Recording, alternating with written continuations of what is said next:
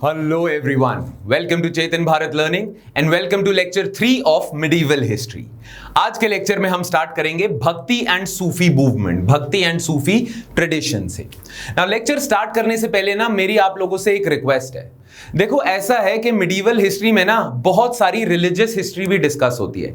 Ancient history में भी थोड़ी सी हुई थी, बट मिडीवल हिस्ट्री में भी कई रिलीजन्स की डिस्कशन होती है और ये भक्ति एंड सूफी मूवमेंट में तो काफी ज्यादा डिस्कशन हुई है। तो मेरी आप लोगों से रिक्वेस्ट है कि आप लोगों ने ना रिलीजियस हिस्ट्री को देखते हुए पढ़ते हुए सेंटी नहीं होना।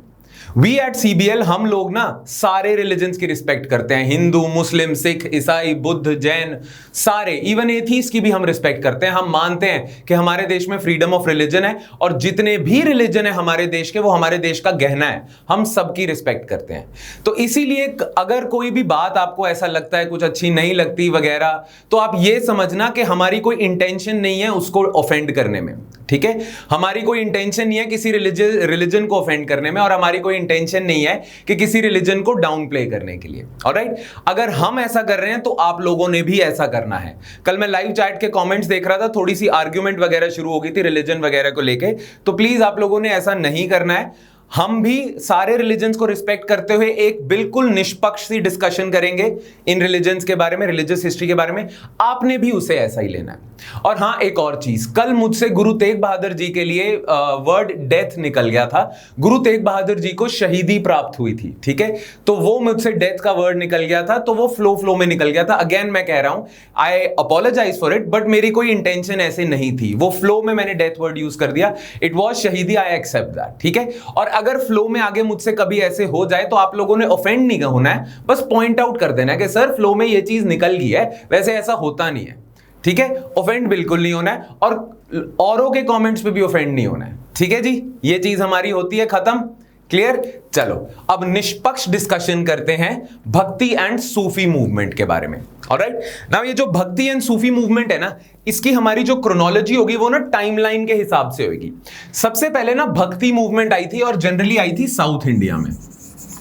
पहले साउथ इंडिया में भक्ति मूवमेंट आती है, तो सबसे पहले हम उस पोर्शन को करेंगे। 6 से लेके 9th सेंचुरी तक भक्ति मूवमेंट आती है। फिर क्या होता है, इंडिया में ना इस्लामिक रूल आता है, उसके साथ सूफी मूवमेंट स्टार्ट हो जाती है इंडिया में, ठीक है। तो सूफी मूवमेंट को देखेंगे।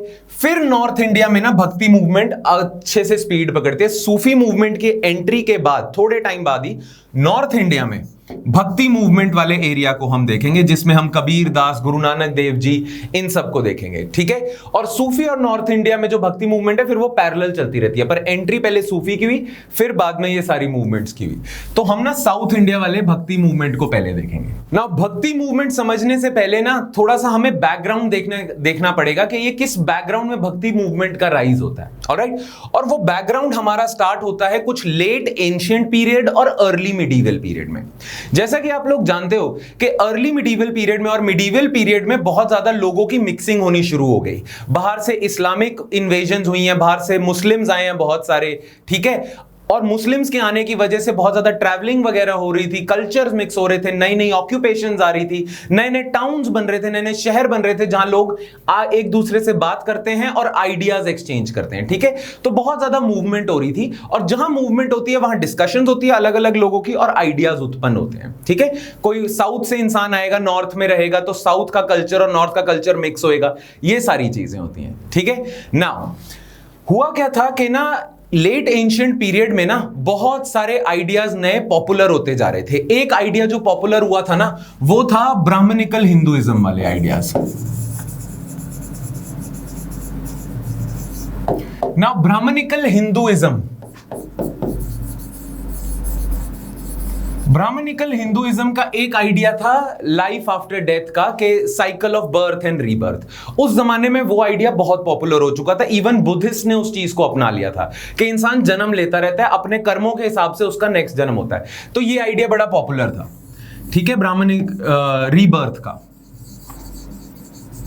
ठीक है। अच्छा, उस टाइम पे कुछ और आइडियाज बड़े फेमस हो रहे थे। एक आइडिया ये हुआ था कि आप ना जिस घर में जन्म लेते हो उसी से आपकी तकदीर डिसाइड होती है। अगर आप हाई क्लास में, हाई कास्ट में जन्म ले रहे हो तो आप हाई कास्ट इंसान हो, आपके पास प्रिविलेजेस होनी चाहिए, और ना अगर लो कास्ट हो तो आपकी प्रिविलेजेस नहीं होनी चाहिए। तो कास्टिस्ट सोसाइटी भी काफी ज्यादा चल रही थी उस टाइम पे।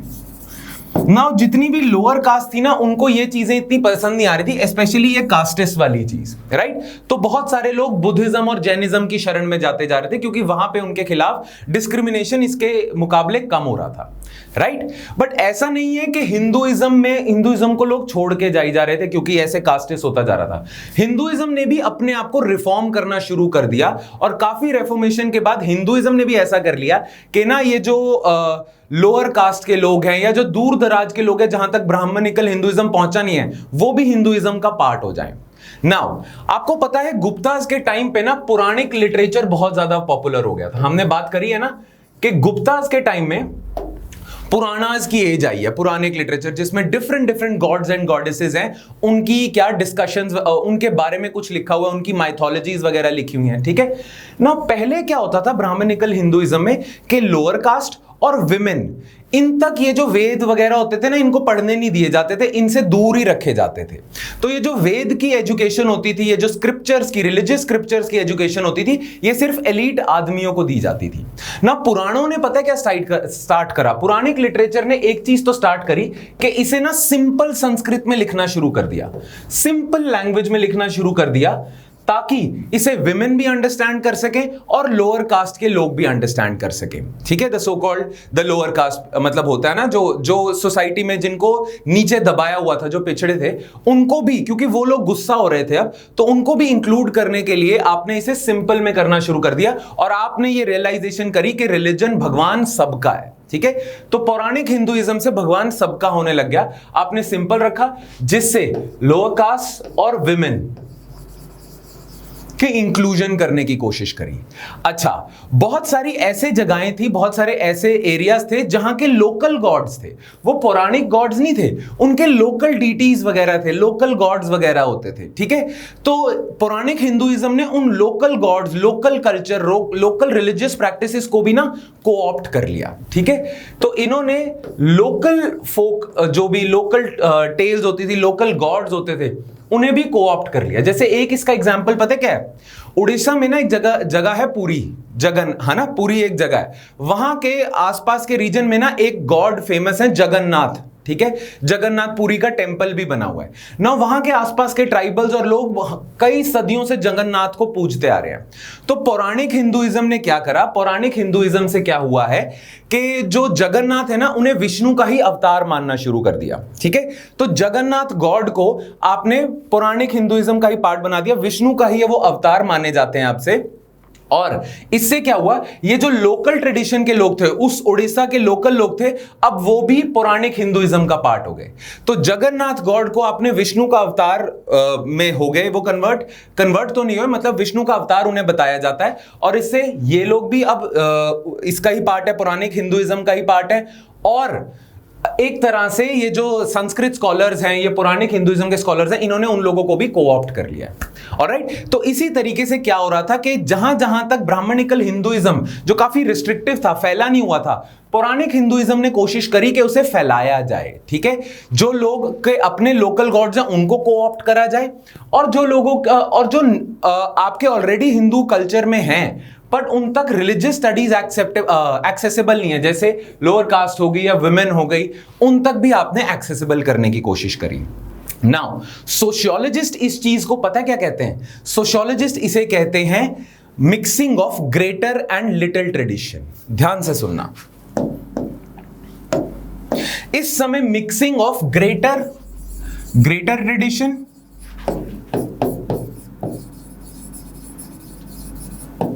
एंड लिटिल ट्रेडिशन हो रही थी ना। ग्रेटर ट्रेडिशन वो होता है जो एलीट्स का होता है, जो सोसाइटी में प्रिविलेज और एलीट लोग हैं ना, बड़े बड़े लोग हैं, उनका जो कल्चर और ट्रेडिशन होता है उसे ग्रेटर ट्रेडिशन कहते हैं। और जो सोसाइटी में पेजेंट्स होते हैं, जो ट्राइबल्स होते हैं, जो बहुत ज्यादा एलीट नहीं है, नॉन एलीट्स का लिटिल ट्रेडिशन होता है। उस जमाने में जो पेजेंट्स थे ना, जितने भी लोग थे, फार्मिंग कम्युनिटीज थी, उनका अपना ही थोड़े से कुछ प्रैक्टिसेस वगैरह चल रही थी, ठीक है। और जो एलीट्स हैं उनकी अपनी प्रैक्टिसेस चल रही थी ना। इंडिया में एलीट्स के पास था पौराणिक हिंदुइज्म, पौराणिक हिंदुइज्म चल रहा था, ठीक है, पुराण वगैरह का एक्सेस था। ये हो गया आपका ग्रेटर ट्रेडिशन। और लिटिल ट्रेडिशन, डिफरेंट सोसाइटीज थी ना, जैसे डिफरेंट रीजन्स थे इंडिया में, जैसे उड़ीसा में जगन्नाथ का कल्ट है, ठीक है, जो अपना महाराष्ट्र है वहां एक और भगवान थे विट्ठल, उनका कल्ट है। तो आपने क्या करा, ग्रेटर और लिटिल ट्रेडिशन की मिक्सिंग स्टार्ट होगी, क्योंकि लोग अब मिक्स हो रहे हैं ना बहुत ज्यादा, ये हमने पहली बात करी थी। तो लिटिल ट्रेडिशन हो गया ये जो नॉन एलीट लोग हैं, और ग्रेटर ट्रेडिशन हो गया एलीट लोग, इनकी मिक्सिंग स्टार्ट होगी और मिक्सिंग से एक पूरा ही ट्रेडिशन बन गया, ठीक है। लिटिल ट्रेडिशन के जो गॉड्स थे ग्रेटर ट्रेडिशन ने को-ऑप्ट कर लिए, और ग्रेटर ट्रेडिशन ने बताया हुआ था कि विष्णु की वर्शिप कैसे करनी है, तो जगन्नाथ वालों ने वो वर्शिप के तरीके ऑप्ट कर लिए, ठीक है। ग्रेटर ट्रेडिशन ने जगन्नाथ को विष्णु का अवतार ऑप्ट कर लिया, ठीक है, और विष्णु की पूजा कैसे होती है वो इन जगन्नाथ की पूजा करने वालों को बता दिया, तो जगन्नाथ की पूजा भी विष्णु की पूजा की तरह ही होने लगी, apart from other things that these people did, ठीक है। तो ये ग्रेटर और लिटिल ट्रेडिशन के मिक्सिंग है। अब ये जो कॉन्सेप्ट दिया था ना ग्रेटर और लिटिल ट्रेडिशन का, ये एक बहुत फेमस सोशियोलॉजिस्ट हुए थे जिनका नाम था रॉबर्ट रेडफील्ड। रॉबर्ट रेडफील्ड ने ये 20th सेंचुरी में कॉन्सेप्ट दिया था, ठीक है। दो बहुत सारे सोशियोलॉजिस्ट और बहुत सारे हिस्टोरियंस इस बात से अब ना, मतलब इनकी इस टर्मिनोलॉजीज को ज्यादा एक्सेप्ट नहीं करते, बिकॉज ग्रेटर और लिटिल ट्रेडिशन कहने से ना एक चीज आप अज्यूम करते हो कि जो एलिट्स हैं उनका ट्रेडिशन ग्रेट है और जो लोकल लोग हैं उनका ट्रेडिशन छोटा है, ठीक है। ये नाम से लोगों को गुरेज है, पर रॉबर्ट रेडफील्ड ने जो कॉन्सेप्ट दिया था ना उससे लोगों को गुरेज नहीं है, उससे कोई प्रॉब्लम नहीं है, बस नाम से प्रॉब्लम है कि यार ग्रेट क्यों कह रहे हो इसे, एलीट ऐसे कह दो या कुछ और नाम दे दो। खैर, आपको इस डिबेट में नहीं पढ़ना, आपको पता होना चाहिए कि ये मिक्सिंग हो ही जा रही थी, ठीक है, ग्रेटर और लिटिल ट्रेडिशन की, ठीक है ना। इसी दौरान साउथ इंडिया में एक और चीज हो रही थी। आपको पता है पौराणिक हिंदुइज्म में बहुत सारे भगवान थे, बहुत सारे गॉड्स एंड गॉडेसेस थी, ठीक है। अब कुछ लोग ऐसे थे जो एक पर्टिकुलर गॉड को सुप्रीम गॉड कह देते थे कि सारे गॉड्स उस पर्टिकुलर गॉड में समाते हैं, ठीक है। बहुत सारे ऐसे लोग थे जो कहते थे कि सुप्रीम गॉड है शिवा, ठीक है, और जितने भी और भगवान है सब इन्हीं में ही विद्यमान है, इन्हीं में समाते हैं। कुछ लोग थे जो कहते थे सुप्रीम गॉड है विष्णु और बाकी सारे गॉड इन्हीं में ही समाते हैं, ठीक है। अब ऐसे ऐसे कल्ट इमर्ज होने लगे थे साउथ इंडिया में जो शिवा में मानते थे बस या विष्णु में मानते थे बस। प्लस इन्होंने ना ब्राह्मणिकल ट्रेडिशंस को, ब्राह्मणिकल ट्रेडिशन में बहुत ज्यादा रिचुअल्स होते थे, कर्म कांड बहुत करना पड़ता था। ब्राह्मणिकल ट्रेडिशन ये कहते थे कि अगर भगवान को पाना है तो ब्राह्मणों के थ्रू आपको पूजाएं करवानी पड़ेगी, रिचुअल्स करने पड़ेंगे, ये सारी चीजें करनी पड़ेंगी, राइट ना। ये जो नए फॉलोअर्स इमर्ज हो रहे थे ना विष्णु और शिवा और विष्णु के, इन्होंने कहा कि आपको ब्राह्मणों के द्वारा दिए गए ये कर्म कांड में मानने की जरूरत ही नहीं है, आपको ये सारी चीजें करने की जरूरत ही नहीं है। अगर आपने भगवान को पाना है तो एक्सट्रीम लव एंड डिवोशन से आप भगवान को पा सकते हो। अगर आप शिव भक्त हो तो भगवान शिव की आपको एक्सट्रीम लव और डिवोशन, पूरी भक्ति करनी है, तो कोई आपको पूजाएं वगैरह करने की जरूरत नहीं है, पूरी भक्ति से आपने बस इनको पूरा लव एंड डिवोशन रखना है, आप भगवान को पा जाओगे, ठीक है। अगर आप विष्णु के भक्त हो तो आप सेम प्रोसेस कर सकते हो। तो साउथ इंडिया में ऐसे लोग उभर रहे थे जो कहते थे कि कर्म कांड, रिचुअल्स करने की जरूरत नहीं है, बस भगवान को प्यार और भक्ति करने की जरूरत है। साउथ इंडिया में ऐसे कल्ट आ रहे थे जो कह रहे थे कि कास्ट सिस्टम कुछ नहीं होता, सारे लोग भगवान की आंखों में इक्वल है, और चाहे कोई ब्राह्मण हो चाहे कोई शूद्र हो, अगर वो इंटेंस भक्ति करता है ना भगवान की तो वो भगवान को पा लेता है, राइट। तो एक तरह से थोड़े जो ये जो रिस्ट्रिक्टिव सी चीजें थी ना ब्राह्मणिकल हिंदुइज्म की, उसे साइड पे हटाते हुए ये लोगों ने स्टार्ट करा साउथ इंडिया में भक्ति ट्रेडिशन, ठीक है। तो साउथ इंडिया का भक्ति ट्रेडिशन अब हम देखते हैं, ठीक है। ये जो साउथ इंडिया का भक्ति ट्रेडिशन था ना, ये कुछ आया है 6th सेंचुरी एडी से लेके 9th सेंचुरी एडी तक, उस टाइम पे डेवलप हुआ है काफी ज्यादा, ठीक है। नाउ इसमें दो तरह के लोग आए थे, एक को हम कहते हैं अलवर और एक को हम कहते हैं नयनर। जो अलवर है वो भगवान विष्णु की भक्ति करते हैं और जो नयनर है वो भगवान शिव की भक्ति करते हैं, ठीक है। अच्छा, साउथ इंडिया में ये भक्ति मूवमेंट क्यों निकली है, इसका ना एक और कारण भी है। साउथ इंडिया की जो हिस्ट्री है ना, साउथ इंडिया का जो पास्ट है, उसमें संगम एज भी थी। आपको याद होगा हमने संगम एज की बात करी है, पर हमने करा नहीं है बिकॉज आपके सिलेबस में नहीं है। बट साउथ इंडिया की हिस्ट्री में ना संगम एज भी थी। संगम एज थी 1st और 2nd सेंचुरी एडी के दौरान। ये एक एज थी जिसमें बहुत ज्यादा लिटरेचर लिखा गया था, जिसे हम संगम लिटरेचर भी कहते हैं। और उससे पता चलता है कि ये जो शुरुआती दौर था एडी का, 1st century AD, 2nd century AD, उसमें साउथ इंडिया में क्या चल रहा था, इस लिटरेचर से हमें पता चलता है। ये जो संगम लिटरेचर है ना, ये पूरा का पूरा भरा हुआ है with stories and poems of love. Love स्टोरियां बहुत है और हीरोइज्म है। पूरे लिटरेचर में जो स्टोरीज हैं, पोएम्स है ना, या तो वो प्रेम कहानियां हैं बहुत सारी, ठीक है, या वो हीरोइक टेल्स हैं। तो इनका जो साउथ इंडियंस का ना एक तरह से लेगेसी चल रही है लव से रिलेटेड। नाउ ये जो भक्ति सेंट्स है ना, इन्होंने एक तरह से इस लेगेसी को कंबाइन कर लिया अपने भगवानों के साथ। जो लव स्टोरीज चल रही थी ना, उन लव स्टोरीज को कंबाइन कर लिया भगवान से लव स्टोरी करने का, ठीक है। तो ऑलरेडी ये लव स्टोरी, ये जो लेगेसी है, ये तो चल रही है, उसको आपने रिलीजन के साथ कंबाइन करके भक्ति ट्रेडिशन बना दिया। नयनर, अलवर। नाउ नयनर और अलवर कौन थे? ये बहुत फेमस इन्हें कहते हैं हम सेंट पोएट्स। ये कुछ ऐसे संत लोग होते थे जो पोएम्स लिखते थे अपने भगवान के लिए भक्ति में, ठीक है। ये जगह जगह जाते थे, विलेजेस वगैरह में जाते थे, और वहां पे ना एक ना छोटा सा मंदिर सा बना लेते थे, जैसे पेड़ के नीचे एक मंदिर बना लिया या कुछ बना लिया, और वहां पे बैठ के ना ये पोएम्स लिखते थे भगवान के लिए। अगर नयनर है तो शिव जी के लिए पोएम्स लिख रहे हैं, अगर अलवर है तो विष्णु के लिए पोएम्स लिखते जा रहे हैं, ठीक है। ये पोएम्स वगैरह लिखते जा रहे हैं, क्लियर। अब ये लोग जो पोएम्स लिख रहे हैं ना, उनको लोगों ने सॉन्ग्स में भी कन्वर्ट कर दिया और एक तरह से भजन बनने शुरू हो गए, ठीक है। नाउ ये जो सेंट पोएट्स है ना, ये काफी ज्यादा माने जाते हैं साउथ इंडिया में, और इन पे काफी ज्यादा इनको ना वो मिलती है कि एक तरह से मान्यता मिलती है। जो शिवजी के भक्त थे नयनर थे, और ऐसे नयनर 63 हुए हैं total. There are 63 saint poets in Nayanar tradition, और अलवर्स में 12 अलवर हुए हैं, ठीक है। नयनर के जैसे एग्जाम्पल हैं, आप लगा लो कि अप्पार, सुंदरार,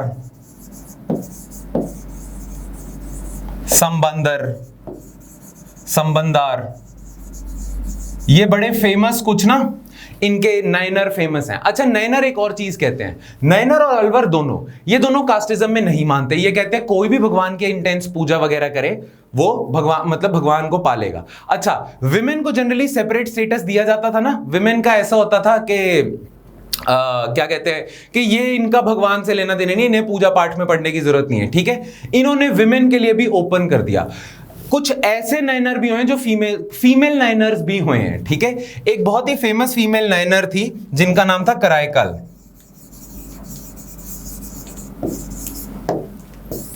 ठीक है। कराईकल एक बड़ी फेमस फीमेल नाइनर हुई है, तो फीमेल्स के लिए भी डोर ओपन थे। अलवड़ में भी फीमेल बहुत फेमस फीमेल अलवड़ हुई है, अंडल था उनका नाम, अंदल, ठीक है। और बहुत सारे थे, पेरी अलवर था एक, जैसे अंदल तो फीमेल थी, मेल भी बहुत अलवर थे, जैसे इनका नाम है पेरी अलवर। आपको नोट्स में मिल जाएगा, मैं यहां पे बस एक लिख देता हूं, ठीक है। पेरी अलवर हो गए, और बहुत सारे तिरु अलवर हो गए, बहुत सारे लोग थे जो अलवर थे, विष्णु पूजा करते थे, और ये नयनर थे, ये शिव भक्ति करते थे। अब एक बार ये अलवर नयनर के बारे में थोड़ी और जानकारी ले लेते हैं, क्या करते क्या थे ये। फर्स्ट ऑफ ऑल, अगर अलवर नयनर के फीचर्स देखें हम, तो ये ब्राह्मणिकल हिंदुइज्म के कुछ चीजों को चैलेंज करते हैं, जैसे कास्ट हायरार्की को ये चैलेंज करते हैं,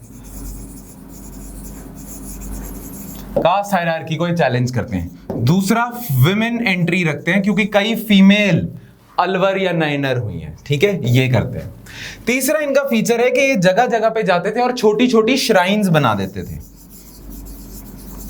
और उन श्राइन्स पे ये अपनी पोएम्स लिखते थे और उन पोएम्स को गाते थे, और वो पोएम्स आज तक प्रिजर्व हुई हैं, ठीक है ना। ये जो लोकल श्राइन्स थी ना, ये इतने लोगों में पॉपुलर हो गई थी ना, इतने, इनकी डेथ के बाद भी ये इतनी ज्यादा पॉपुलर हो गई थी कि बाद में जो बड़े बड़े रूलर्स आए ना, जैसे साउथ इंडिया में बहुत फेमस बड़ा एम्पायर बनाया था चोलाज ने, चोलास ने इन्हीं श्राइन्स के अराउंड एक टेंपल खड़ा कर दिया, ठीक है, और बड़े बड़े भव्य से मंदिर वगैरह बनाए हुए। जैसे एक टेंपल है गंगाईकोंडा चोलापुरम, ठीक है, तंजावुर में कई मंदिर हैं, गंगाईकोंडा चोलापुरम हो गया, राजा राजेश्वरा टेंपल हो गया। ये सारे टेंपल ना इन्हीं, ये जो सेंट्स होते थे, भक्ति सेंट्स होते थे, इन्हीं की सेक्रेट जगहों पे इन्होंने बड़े बड़े टेंपल बना दिए, और वहां पे शिव या विष्णु भक्ति ही होती है, शिव या विष्णु पूजा ही होती है। और वो पूजा में पता क्या करते हैं, जो पोएम्स इन लोगों ने लिखी थी ना, उन्हीं पोएम्स को ऐसे रिसाइट करते, जैसे भजन नहीं गाते भगवान की पूजा करते हुए, वैसे ही ये करते थे। तो ये इसीलिए बहुत पॉपुलर हो गए थे,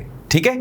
नाउ इनकी जितनी भी पोएम्स वगैरह है ना, जितनी भी इन्होंने भजन वगैरह लिखे हैं, वो ना दो जगहों पे, कई जगहों पे ऐसे लोगों ने कंपाइल करी हुए हैं। जैसे बहुत सारे अलवर हुए हैं, बहुत सारे नयनर हुए हैं, इन्होंने जो जो पोएम्स लिखी हैं वो एक जगह पे ना कंपाइल करी गई है, ठीक है। अब वो नाम इंपॉर्टेंट है, जो नयनर्स की एक है ना बुक जिसका नाम है तीवरम, ठीक है, ये नयनर्स की बुक है, इसमें नयनर्स के भजन लिखे गए हैं, ठीक है। अलवर की एक बुक है दिव्य प्रबंधम, या इसको ये भी कहते हैं नलायिरा, पूरा नाम है दिव्य प्रबंधम।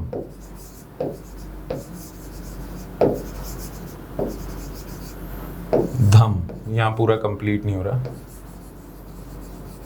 स्पेलिंग है दिव्य प्रबंधम, PRABANDHAM, दिव्य प्रबंधम। तो नयनर की पूरी है तीवरम, ठीक है। अलवर की एक बुक बनाई हुई है दिव्य प्रबंधम, नलयिरा दिव्य प्रबंधम। अच्छा, ये जो दिव्य प्रबंधम है ना, इसे तमिल वेदा भी कहते हैं, ठीक है, इसे तमिल वेदा भी कहते हैं। एक चीज आपको याद रखनी है, ये तमिल में लिखे गए हैं जितने भी भजन वगैरह हैं, इसे तमिल वेदा भी कहते हैं दिव्य प्रबंधम को। वाई?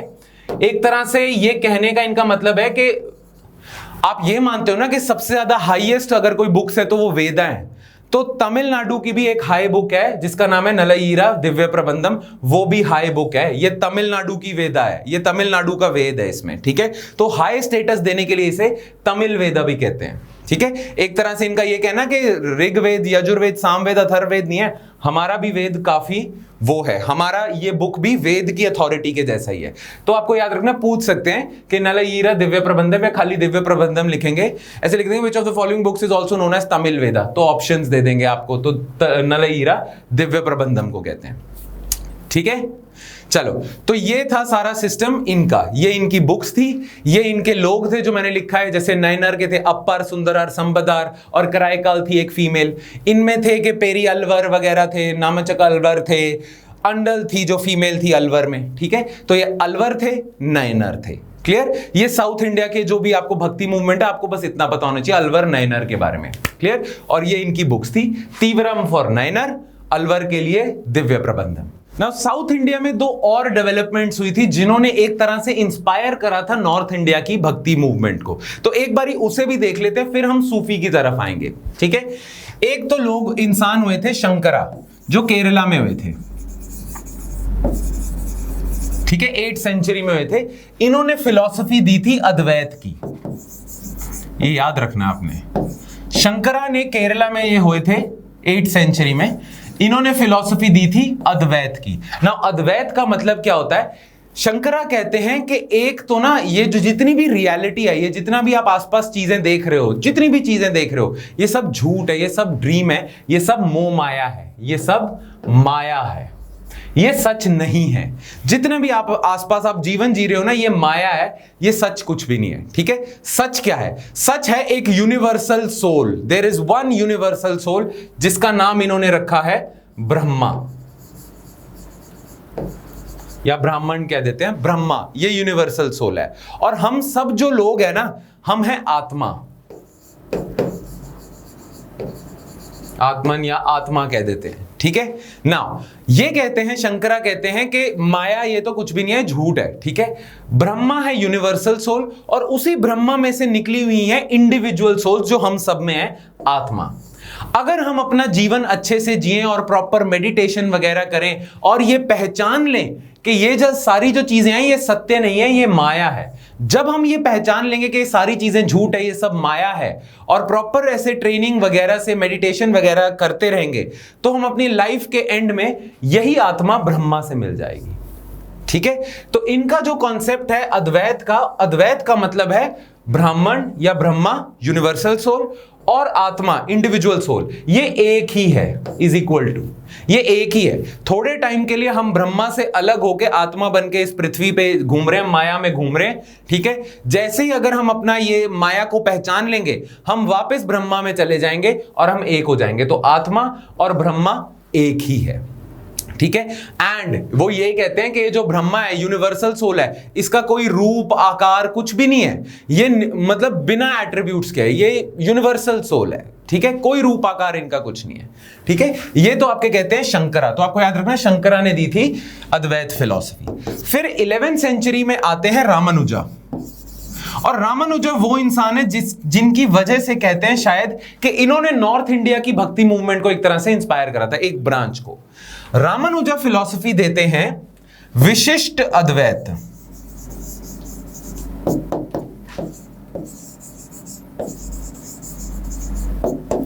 विशिष्ट अद्वैत, विशिष्ट मतलब स्पेशल अद्वैत। वो अद्वैत में मानते हैं शंकरा के, पर ये विशिष्ट अद्वैत का मतलब स्पेशल केस ऑफ अद्वैत। वो मानते हैं, ये ना एक्चुअली जो रामानुजा थे ये विष्णु में मानते थे। ये कहते थे कि सारे भगवान जितने भी है ना, जितने भी सारे भगवान है, सब भगवानों के एक भगवान है विष्णु। अगर इन भगवान की अच्छे से भक्ति की जाए, ये एक तरह से भक्ति सेंट ही हो गए, अगर इन भगवान की अच्छे से भक्ति की जाए, फुल डिवोशन से सारा कुछ किया जाए, तो हम क्या करते हैं, यही आत्मा ना ब्रह्मा में मिक्स हो जाती है। ये जो विष्णु है ना, ये ब्रह्मा ही है, ब्रह्मा ही विष्णु है, विष्णु ही ब्रह्मा है। मतलब ये जो यूनिवर्सल सोल की बात करी थी शंकरा ने, वो विष्णु ही है, ठीक है। अब ये स्पेशल केस ऑफ अद्वैत कैसे है, विशिष्ट अद्वैत कैसे है? रामानुजा कहते हैं कि हर आत्मा ना अलग है, हर आत्मा जो है इंडिविजुअल वो अलग है, और ये जो ब्रह्मा है, ये जो यूनिवर्सल सोल है, ये भी अलग है। अगर आप स्पेशल डिवोशन करते हो, प्रॉपर इंटेंस डिवोशन करते हो, तो एक पॉइंट पे जाके आत्मा ब्रह्मा में मिल जाती है। बिल्कुल ठीक है, शंकरा की बात यहां से ठीक है, पर आत्मा की अपनी आइडेंटिटी फिर भी रहती है। आत्मा जाके ब्रह्मा में जरूर मिलेगी, पर आत्मा की इंडिविजुअल आइडेंटिटी वही रहेगी। तभी ये कहते हैं विशिष्ट अद्वैत है। अद्वैत तो ठीक है, पर विशिष्ट अद्वैत है, ठीक है। प्लस इनका जो प्रिस्क्रिप्शन है कि कैसे आपने ब्रह्मा में मिलना है, वो भी शंकरा से अलग है। ये कहते हैं इंटेंस डिवोशन ऑफ विष्णु। और वैष्णव कल्ट जो है, विष्णु भक्ति, कृष्ण भक्ति, राम भक्ति, नॉर्थ इंडिया में बाद में डेवलप होती है। कहा यह जाता है कि शायद रामानुजा के ने एक तरह से पुश दिया था इस चीज को। भक्ति मूवमेंट, विष्णु भक्ति मूवमेंट इन नॉर्थ इंडिया इधर से स्टार्ट होती है, और इनकी फिलॉसफी है विशिष्ट अद्वैत। ये आपको याद रखना है कि अद्वैत तो है, हमने ब्रह्मा में ही जाके मिलना है, पर हमारी इंडिविजुअल आइडेंटिटी भी रहेगी। क्लियर? तो यहां हमारा खत्म होता है ये वाला सिस्टम, ये नयनर अलवर वाला सिस्टम। बट साउथ इंडिया वाला सिस्टम अभी भी खत्म नहीं हुआ। अब हम आते हैं कर्नाटका वाली साइड पे। कर्नाटका में भी एक मूवमेंट चल रही थी जिसका नाम है वीराशैविज्म। ऑलराइट, ध्यान से सुनना।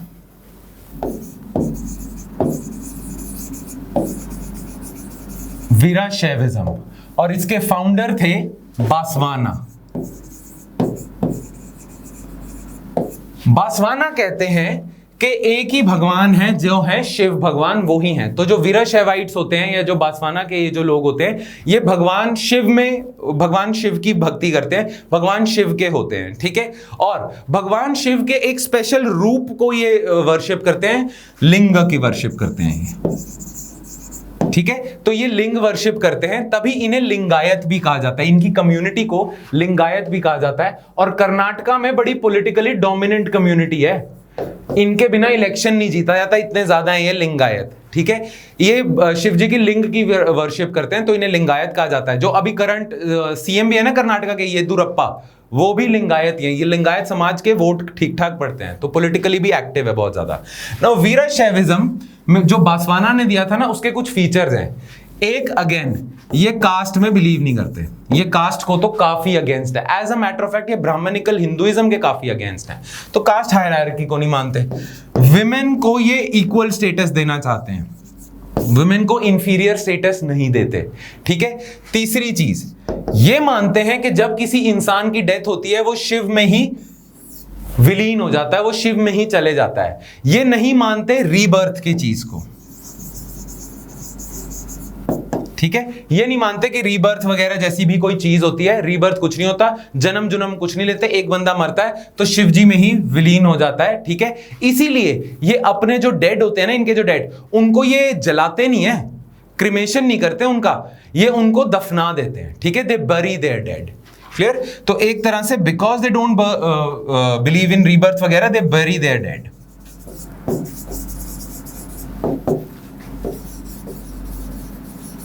क्लियर? अच्छा, एक और चीज आपको याद रखनी है, जो वीराशैवाइट जो सेंट्स वगैरह होते हैं ना, वो जो चीजें बोलते हैं, जो वो चीजें बोलते हैं या पोएम्स बोलते हैं या प्रोज बोलते हैं और जिनको लिखा गया है, उनको हम कहते हैं वचन। तो बहुत सारे वीराशैवाइट प्रीस्ट हुए हैं, प्रीस्ट तो नहीं, सेंट्स वगैरह हुए हैं जिन्होंने अपने वचन बोले हैं, और इन सब के, बासवाना के वचन और बहुत सारे लोगों के जो वचन है ना, वो बड़े फेमस होते हैं, और लिंगायत्स में, लिंगायत जो कम्युनिटी है उसमें बहुत ज्यादा पॉपुलर भी हैं और पढ़े भी जाते हैं, वर्शिप के टाइम पे गाए भी जाते हैं। ठीक है, तो इसे हम कहते हैं वचनाज। क्लियर? तो साउथ इंडिया में एक तो ये वीराशैवाइट मूवमेंट है, आपको बस इसके बारे में याद रखना है कि जो ब्राह्मणिकल हिंदुइज्म के रीति रिवाज है, हाँ, ये रिचुअल्स के भी अगेंस्ट हैं। जितने भी रीति रिवाज हैं, रिचुअल्स हैं, कास्ट हायरार्की है, विमेन का ट्रीटमेंट है और बहुत सारी चीजें, it was kind of a backlash against all these things. जो भी चीजें जो लोअर कास्ट या जो अंडर प्रिविलेज लोग थे ना सोसाइटी में, जो चीजें ब्राह्मणिकल हिंदुइज्म की उन्हें तंग करती थी, बुरी लगती थी, इन्होंने उस सबको साइड पे कर दिया। इसीलिए this became very popular in Karnataka region. ठीक है, 12th-13th सेंचुरी में आया था ये, and it became very popular in Karnataka region, और आज तक ये कम्युनिटी इज गोइंग स्ट्रॉन्ग। इनके आपने बस याद रखना है, ये लोग लिखते थे वचन, और ये वचन गाए भी जाते थे, पोएट्री वगैरह थी। ठीक है, और लेसन्स वगैरह थे। क्लियर? चलिए, अब कर्नाटका हो गया, अब हम रुक करते हैं भक्ति सेंट्स ऑफ महाराष्ट्र। भक्ति महाराष्ट्र में ना एक कल्ट इमर्ज हो रहा था इसी टाइम पे, एक कल्ट कह लो या एक तरह से भक्ति मूवमेंट इमर्ज हो रही थी लेटर दौरान, मतलब 12th-13th वगैरह सेंचुरी में, और काफी लेट तक 13th से 17th सेंचुरी तक एक तरह से एक कल्ट इमर्ज हुआ, जो कल्ट था विट्ठल का। विट्ठल भगवान है which is a form of Vishnu only. तो इनकी वर्शिप, इनकी भक्ति वाला कल्ट था ये ना। ये जो कल्ट था ना महाराष्ट्र में, बहुत सारे सेंट्स वगैरह हुए हैं इसके, ये विट्ठल भगवान की वर्शिप वगैरह करते हैं। जनरली ये जो लोग थे ना, ये रिचुअलिज्म के अगेंस्ट थे। ये आप हर चीज में देखोगे कि जो भक्ति सेंट्स थे ना आपके, वो रिचुअलिज्म के अगेंस्ट थे, ये अनटचेबिलिटी या कास्ट सिस्टम के अगेंस्ट थे। ठीक है, ये एक और चीज में नहीं मानते थे, ये कहते थे कि अगर आपको भगवान को पाना है ना, तो आपको जंगलों में जाने की, तपस्या करने की जरूरत नहीं है, सब कुछ छोड़ छाड़ के करने की जरूरत नहीं है, आपको रिनंसिएशन करने की जरूरत नहीं है।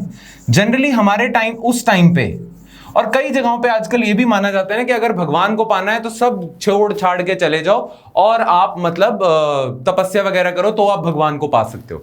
ये कहते हैं रिनंसिएशन करने की जरूरत नहीं है, आप अपनी आम जिंदगी में भी भगवान को पा सकते हो। आप अपनी आम जिंदगी में ना बस विट्ठल की वर्शिप करो, आप अपनी आम जिंदगी में दूसरों की सेवा करो। तो ये लोग ये मानते थे कि दूसरों की सेवा करके भी आप भगवान को पा सकते हो। ये विट्ठल वर्शिप, जो विट्ठल की वर्शिप करते थे महाराष्ट्र के सेंट्स होते थे, ये कहते थे आम जिंदगी में भी लोगों की सेवा करो, लोगों की सेवा करोगे ना अगर आप, तो आप भगवान को पा लाओगे। ठीक है, महाराष्ट्र से ये आइडिया ना, ये लोगों की सेवा करके भगवान को पाना, ये वाला जो आइडिया है, ये गुजरात तक भी चले जाता है। ठीक है, और आगे तक भी जाता है। सिखिज्म में भी तो यही चीज है कि दूसरों की सेवा करनी चाहिए। भगवान ये कहते हैं कि दूसरों की सेवा वगैरह करनी चाहिए। ठीक है, उसी से ही आप अच्छे इंसान बनते हो। तो गुजरात में भी एक पोएट हुए थे जिनका नाम है नारसी मेहता। इनका नाम मैं इसलिए बता रहा हूं अभी क्योंकि इन्होंने एक लाइन लिखी थी जो महात्मा गांधी भी अपने भजनों में यूज करते हैं। नारसी मेहता ने कहा था कि, नारसी मेहता की लाइन है, आपने सुनी होगी, जो गांधी जी भी गाते थे कि वैष्णव जन तो कीन न करिए, पीड़ पर आई जाने रे, पर दुखे उपकार करे कोई मन अभिमान ना आने दे। ये है ना लाइन। इसका मतलब क्या है? वैष्णव जन तो किने ने कही है, मतलब वैष्णव जन तो मैं उसे ही कहता हूं। वैष्णव जन मतलब वैष्णव विष्णु भगवान का आदमी तो मैं उसे ही कहता हूं जो पीड़ पराई जाने रे। पीड़ पराई जाने रे मतलब दूसरों के दुख को समझता है, इंटरनलाइज करता है। पर किसी दुख वाले इंसान पे उपकार करता है अगर वो, पर दुखे उपकार करे कोई, मतलब किसी दुखी इंसान पे कोई एहसान वगैरह करता है, मन में अभिमान नहीं लेके आता। ये लाइन गाई थी ना, ये लाइन बोली थी नरसिंह मेहता ने, जिसे महात्मा गांधी कहते थे, गाते थे। वैष्णव जन तो कीने न कहिए पीड़ पराई जाने रे, पर दुखे उपकार करे कोई। दुख पे दुख वाले इंसान को कोई हेल्प करता है, मन में ऐसे कोई अभिमान वगैरह नहीं है कि भाई मैंने तेरी हेल्प कर दी, ले मेरे को मानता नहीं तू। ये सारी चीजें नहीं करोगे तो ही भगवान के आदमी हो। तो ये नरसिंह मेहता वाली लाइन, ये भक्ति महाराष्ट्र के विठल वर्शिप करने वाले लोग ये मानते थे इस बात को, राइट। अब इनकी कुछ फेमस पर्सनालिटीज हुई हैं। जैसा कि मैंने आपको बताया कि ये कास्ट सिस्टम में नहीं मानते थे, तो इसीलिए जितनी भी उस टाइम पे लोअर कास्ट थी, जिन्हें सोसाइटी में लोअर दर्जा दिया हुआ था, उनमें बहुत पॉपुलर था, ये काफी पॉपुलर हो गया था। इनके बहुत सारे फेमस सेंट पोएट्स हुए हैं, जैसे कि एकनाथ बड़े फेमस पोएट हैं, ज्ञानेश्वर,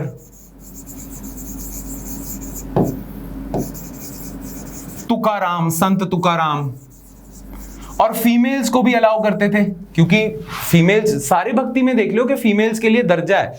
तो सखूबाई थी, और बड़ी फेमस एक फैमिली थी जो इसमें ही विठल वर्शिप, इस भक्ति मूवमेंट में इन्वॉल्व थी, Chokha Mela family. Chokha Mela family belong to a caste called Mahar, और महर उस समय वर कॉल्ड अनटचेबल्स। अनटचेबल कहा जाता था उस टाइम पे, उन्हें अनटचेबिलिटी थी उस जमाने में, ठीक है। तो ये चोखा मेला कास्ट के लोग भी इनके मेंबर्स थे, और इन्होंने ये सारी टीचिंग्स दी है कि कास्ट हायरार्की नहीं होनी चाहिए, रिचुअलिज्म नहीं होना चाहिए, वैष्णव जन बनो, दूसरों की हेल्प वगैरह करो। ये सारी चीजें महाराष्ट्र के लोग करते हैं, ठीक है। आज भी ये कल्ट इतना ज्यादा पॉपुलर है ना, ये कल्ट बहुत ज्यादा पॉपुलर हुआ था। एक महाराष्ट्र में जगह है पंढरपुर,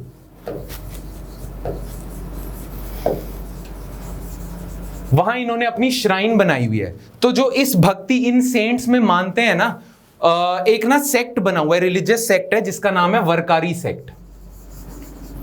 तो वारकारी सेक्ट ना, जैसे हम लोग पिलग्रिमेज करने जाते हैं ना, हिंदूज जाएंगे अमरनाथ वगैरह की यात्रा करते हैं, हम लोग वहां ननकाना साहब जा सकते हैं ना, हरमंदिर साहब जाते हैं, पिलग्रिमेज वगैरह करते हैं। तो वरकारी सेक्ट के लोग ना पंढरपुर में जाके विठल टेम्पल में वो करते हैं पिलग्रिमेज। इनका काम है कि अपनी लाइफ में इन्हें पंढरपुर जरूर जाना है और विठल वर्शिप करनी है। क्लियर? तो ये वरकारी सेक्ट है।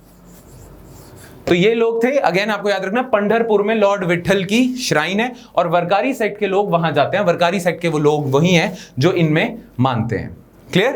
तो ये हो गया आपका महाराष्ट्र का। अब आप एक पैटर्न तो देख रहे होगे कि जितनी भी भक्ति मूवमेंट्स अभी तक आ रही हैं, ये कास्ट सिस्टम को खत्म कर रही हैं, ये विमेन को इक्वल दर्जा दे रही हैं, ये रिचुअल्स में, कर्म कांड वगैरह वाली चीजों में ये हटा रही हैं उन्हें। ये कह रही हैं यार भगवान को पाने के लिए आपको ये यज्ञ वगैरह ये सारी चीजें करने की जरूरत नहीं है कि ट्यूसडे को फास्ट रख लिया।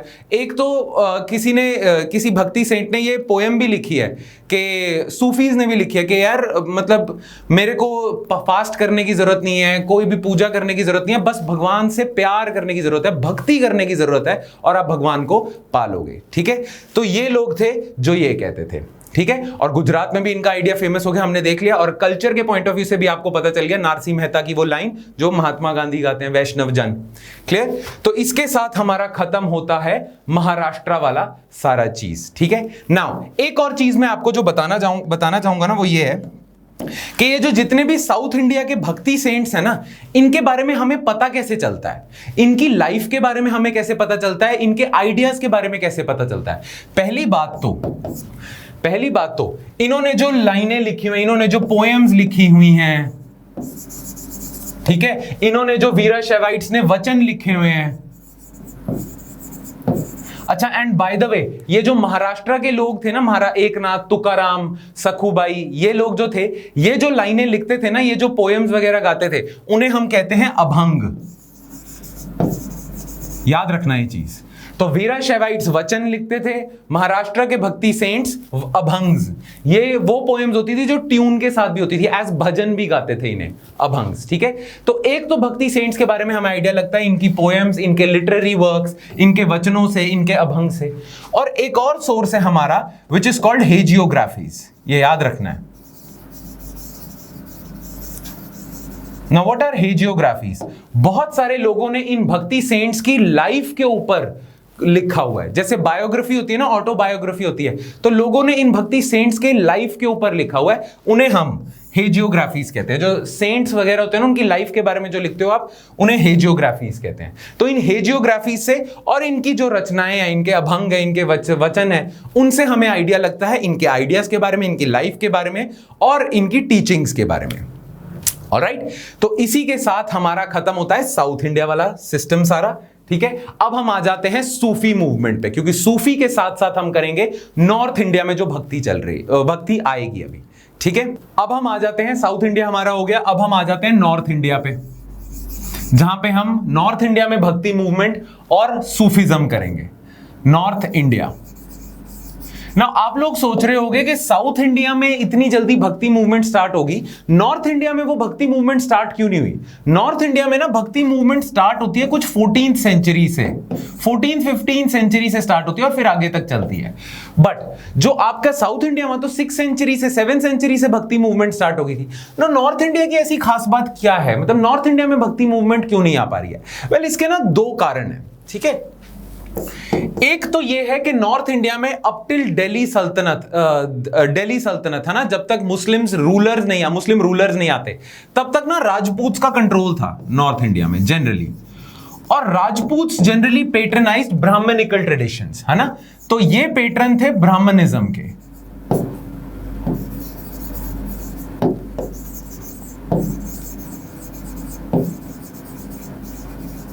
अब राजपूत अगर ब्राह्मणिकल ट्रेडिशंस को पेट्रनाइज करेंगे तो ब्राह्मणिकल ट्रेडिशंस में तो रिचुअल्स भी हैं, भक्ति का इतना स्कोप नहीं है, रिचुअलिज्म है, कास्ट हायरार्की है, ये सारी चीजें हैं। तो जब तक राजपूत का कंट्रोल था और उसके कुछ सालों बाद तक भी, कुछ 100 सालों तक भी, जो भक्ति मूवमेंट है विच डिनाउंसेस ब्राह्मणिकल हिंदुइज्म, विच डिनाउंसेस कर्म कांड वगैरह, which denounces ritualism, caste hierarchy, low grade position of women, वो स्टार्ट नहीं हो पा रही थी। क्योंकि किसी भी रिलीजन को या किसी भी ट्रेडिशन को, कल्ट को अगर आगे तक लेके जाना है तो उसे सरकार की सपोर्ट चाहिए होती है, और उस टाइम सरकार चल रही थी उन रूलर्स की जो ब्राह्मणिकल ट्रेडिशन को वो करते हैं, क्या कहते हैं, प्रमोट करते हैं।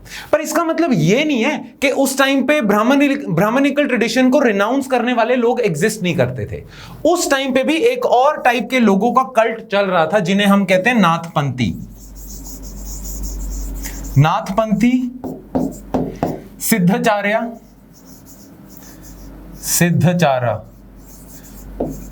या योगी कह देते हैं उन्हें। ठीक है, ये तीन तरह के लोग थे, नाथपंथीज होते थे, सिद्धचार्य होते थे, योगीज होते थे। ठीक है, तो ये नाथपंथी, सिद्धचार्य, योगी होते थे ना, ये डिनाउंस करते थे ब्राह्मणिकल ट्रेडिशन को। ये कहते थे कि अगर आपको भगवान को पाना है तो आपको ये मायावी दुनिया सारी छोड़नी पड़ेगी, मायावी दुनिया त्याग करनी पड़ेगी, घर बार को त्याग करना पड़ेगा, सारी चीजों को त्याग करना पड़ेगा और जंगलों में चले जाना पड़ेगा, और योगा वगैरह के थ्रू, मेडिटेशन वगैरह के through, proper practice, proper training के साथ आप भगवान को पा सकते हो। तो नाथपंथी, सिद्धचार्य, योगी वो लोग थे जो सारे चीजों को, रिचुअल, कास्ट हायरार्की, मोह माया, परिवार वगैरह सब त्याग के मेडिटेशन करते थे योगा के थ्रू। अब योगा एक ऐसी चीज है जो बिना ट्रेनिंग के आता नहीं है, तो ये लोग कहते थे योगा में प्रॉपर ट्रेनिंग होनी चाहिए, मेडिटेशन में प्रॉपर ट्रेनिंग होनी चाहिए, फिर ही जाके आप भगवान को पा सकते हो। प्रॉब्लम पता क्या थी, उस जमाने में इन नाथपंथियों को, सिद्धचार्यों को, योगियों को कोई रॉयल पेट्रनेज नहीं मिल रही थी। There was no royal support, royal support थी नहीं इनको।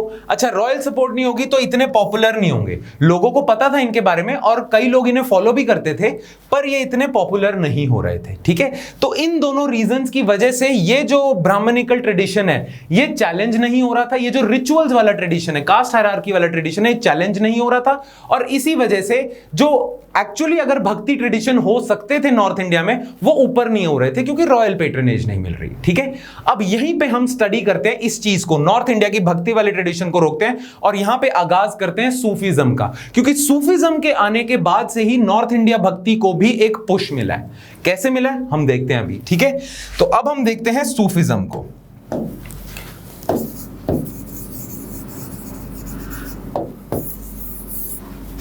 नाउ सूफीज्म जो वर्ड है ना, ये इंग्लिश वर्ड है, ये गोरों ने हमें दिया है। एक्चुअली अगर पुराने लिटरेचर पे चले जाओ तो सूफीज खुद को सूफी नहीं कहते थे, आज ये वर्ड फेमस है। पहले इनके लिए वर्ड था तज़व्वुफ, तज़व्वुफ कहते थे इन्हें, ठीक है। खैर ये आपको पता होना चाहिए, पूछा जा सकता है कि ठीक है, सूफी हमें जो नाम दिया गया है ये गोरों के द्वारा, इंग्लिश स्कॉलर्स के द्वारा दिया गया है। क्लियर।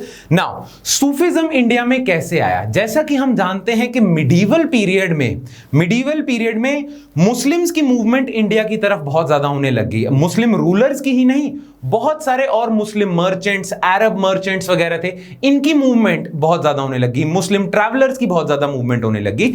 बाहर से सेंट्रल एशिया, अरेबिया वगैरह से मुस्लिम्स का आना शुरू हो गया और इसी वजह से इनके आइडियाज इंडिया में आए और वो मिक्स होने लग गए कल्चर में, ठीक है। कल्चर मिक्सिंग बहुत ज्यादा होने लगी।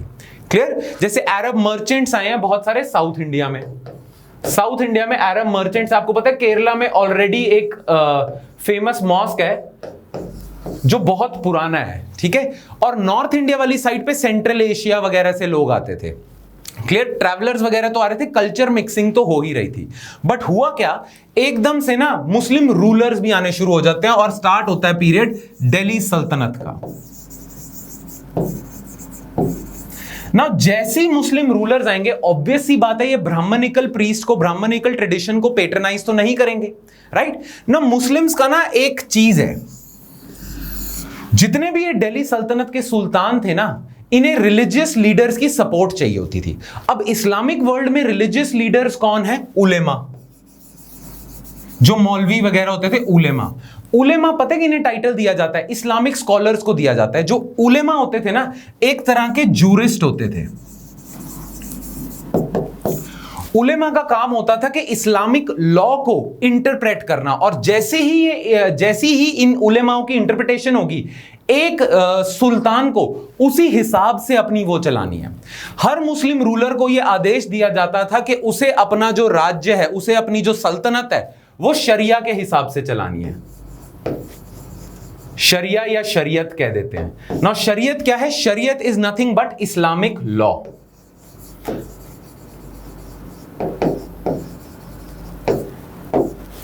ठीक है। नाउ इस्लामिक लॉ में क्या सिस्टम है? इस्लामिक लॉ का सिस्टम क्या है? इस्लामिक लॉ बनता है बहुत सारी चीजों से, ठीक है, वो हम अभी थोड़ी देर में बताते हैं। बट इस्लामिक लॉ को इंटरप्रेट कौन करेंगे? उलेमा। इसलिए सुल्तान जो होते थे उन्हें उलेमा पे डिपेंड करना होता था, और उलेमा उन्हें प्रेशराइज करते थे कि शरीयत लागू करो।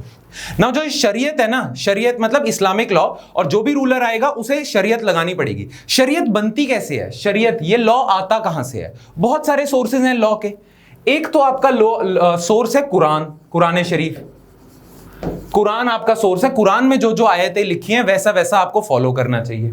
दूसरा सोर्स होता है आपका हदीस, ठीक है। अब हदीस क्या होता है? प्रॉफिट मोहम्मद ने जैसे अपनी लाइफ जी है ना, जो जो उन्होंने काम करे, जैसे जैसे उन्होंने लाइफ जी है, जैसे जैसे प्रिंसिपल्स को उन्होंने फॉलो करा है, वो सारी चीजें बहुत सारे हदीसों में लिखी है। हदीस एक किताब नहीं है, बहुत सारी किताब हैं, ठीक है। हदीस बहुत डिफरेंट टाइप्स की किताब है, डिफरेंट हदीसें हैं, ठीक है। और सारी हदीसों में प्रॉफिट मोहम्मद का लाइफ स्टाइल, उनके प्रिंसिपल लिखे हैं। जैसे फॉर एग्जाम्पल मुस्लिम्स को आपने देखा होगा मूछें नहीं है, दाढ़ी रखते थे। क्यों? क्योंकि प्रॉफिट मोहम्मद ऐसे रखते थे। ये लोग कहते हैं जैसे प्रॉफिट मोहम्मद को मुस्लिम्स एड्रेस एज सल्लल्लाहु अलैहि वसल्लम, राइट, ऐसे कहते हैं। तो सल्लल्लाहु अलैहि वसल्लम जो थे, उन्होंने वो दाढ़ी रखते थे। आपने ये भी देखा होगा कि जो मुस्लिम्स होते हैं उनको ये भी कहा जाता है कि अगर वो जो कुर्ता पजामा पहन रहे हो आप, तो पजामा आपके गिट्टों से नीचे नहीं जाना चाहिए, राइट। ये सारी चीजें आती हैं हदीस से।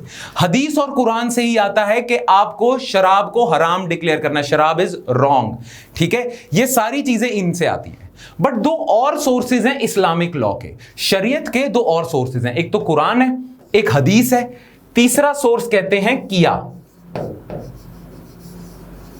QIYA, किया का मतलब कि एनालॉजीज के थ्रू आपने ना बहुत सारी स्टोरीज हैं, बहुत सारी एनालॉजीज हैं, उनके थ्रू आपने इस्लामिक लॉ इंटरप्रेट किया हुआ है, एनालॉजीज के थ्रू आपने इस्लामिक लॉ अडॉप्ट करा हुआ है। तो किया एक सोर्स है। और फोर्थ सोर्स कहते हैं इजमा।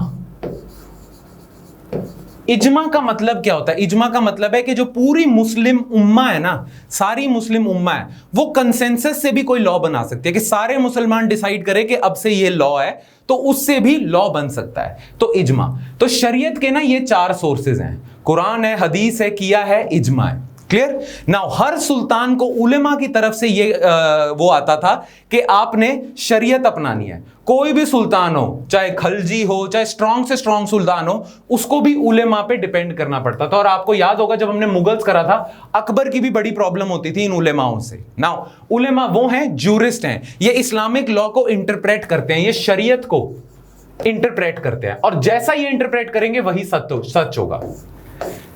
ठीक है? तभी अकबर मजार लेके आया था ना, डॉक्ट्रिन ऑफ इनफैलिबिलिटी, कि मैं इंटरप्रेट करूंगा शरीयत को। क्लियर ना? शरीयत में ना एक और कॉन्सेप्ट होता है, शरीयत में कॉन्सेप्ट होता है जिम्मी का। ना जिम्मी कौन होंगे? अगर कोई इस्लामिक रूलर कोई आके किसी जगह पे कब्जा कर लेता है और वहां राजा बन जाता है, और उसके राज्य में मुस्लिम नहीं है, क्रिश्चियंस और जूस वगैरह भी हैं, और रिलीजन्स के लोग भी हैं, ठीक है, तो उन्हें जिम्मी का स्टेटस दिया जाएगा। जिम्मी का अरबिक में मतलब ही यही होता है प्रोटेक्टेड। अगर मैं एक इस्लामिक सुल्तान हूं, मैं मतलब मुस्लिम सुल्तान हूं, और मेरे राज्य में क्रिश्चियंस भी हैं, जूस भी हैं, ठीक है, तो उन्हें मैं जिम्मी का स्टेटस दूंगा कि आपको मैं प्रोटेक्ट कर रहा हूं। वैसे तो आपको मुसलमान होना चाहिए टेक्निकली, बट आपको जिम्मी का स्टेटस दिया जाता है कि मेरे राज्य में आपको प्रोटेक्ट किया जाएगा। बट अगर मैं आपको प्रोटेक्ट करूंगा तो मैं आपसे टैक्स लूंगा, प्रोटेक्शन मनी लूंगा। और आपने सुना हुआ इसके बारे में, प्रोटेक्शन मनी का नाम था जजिया।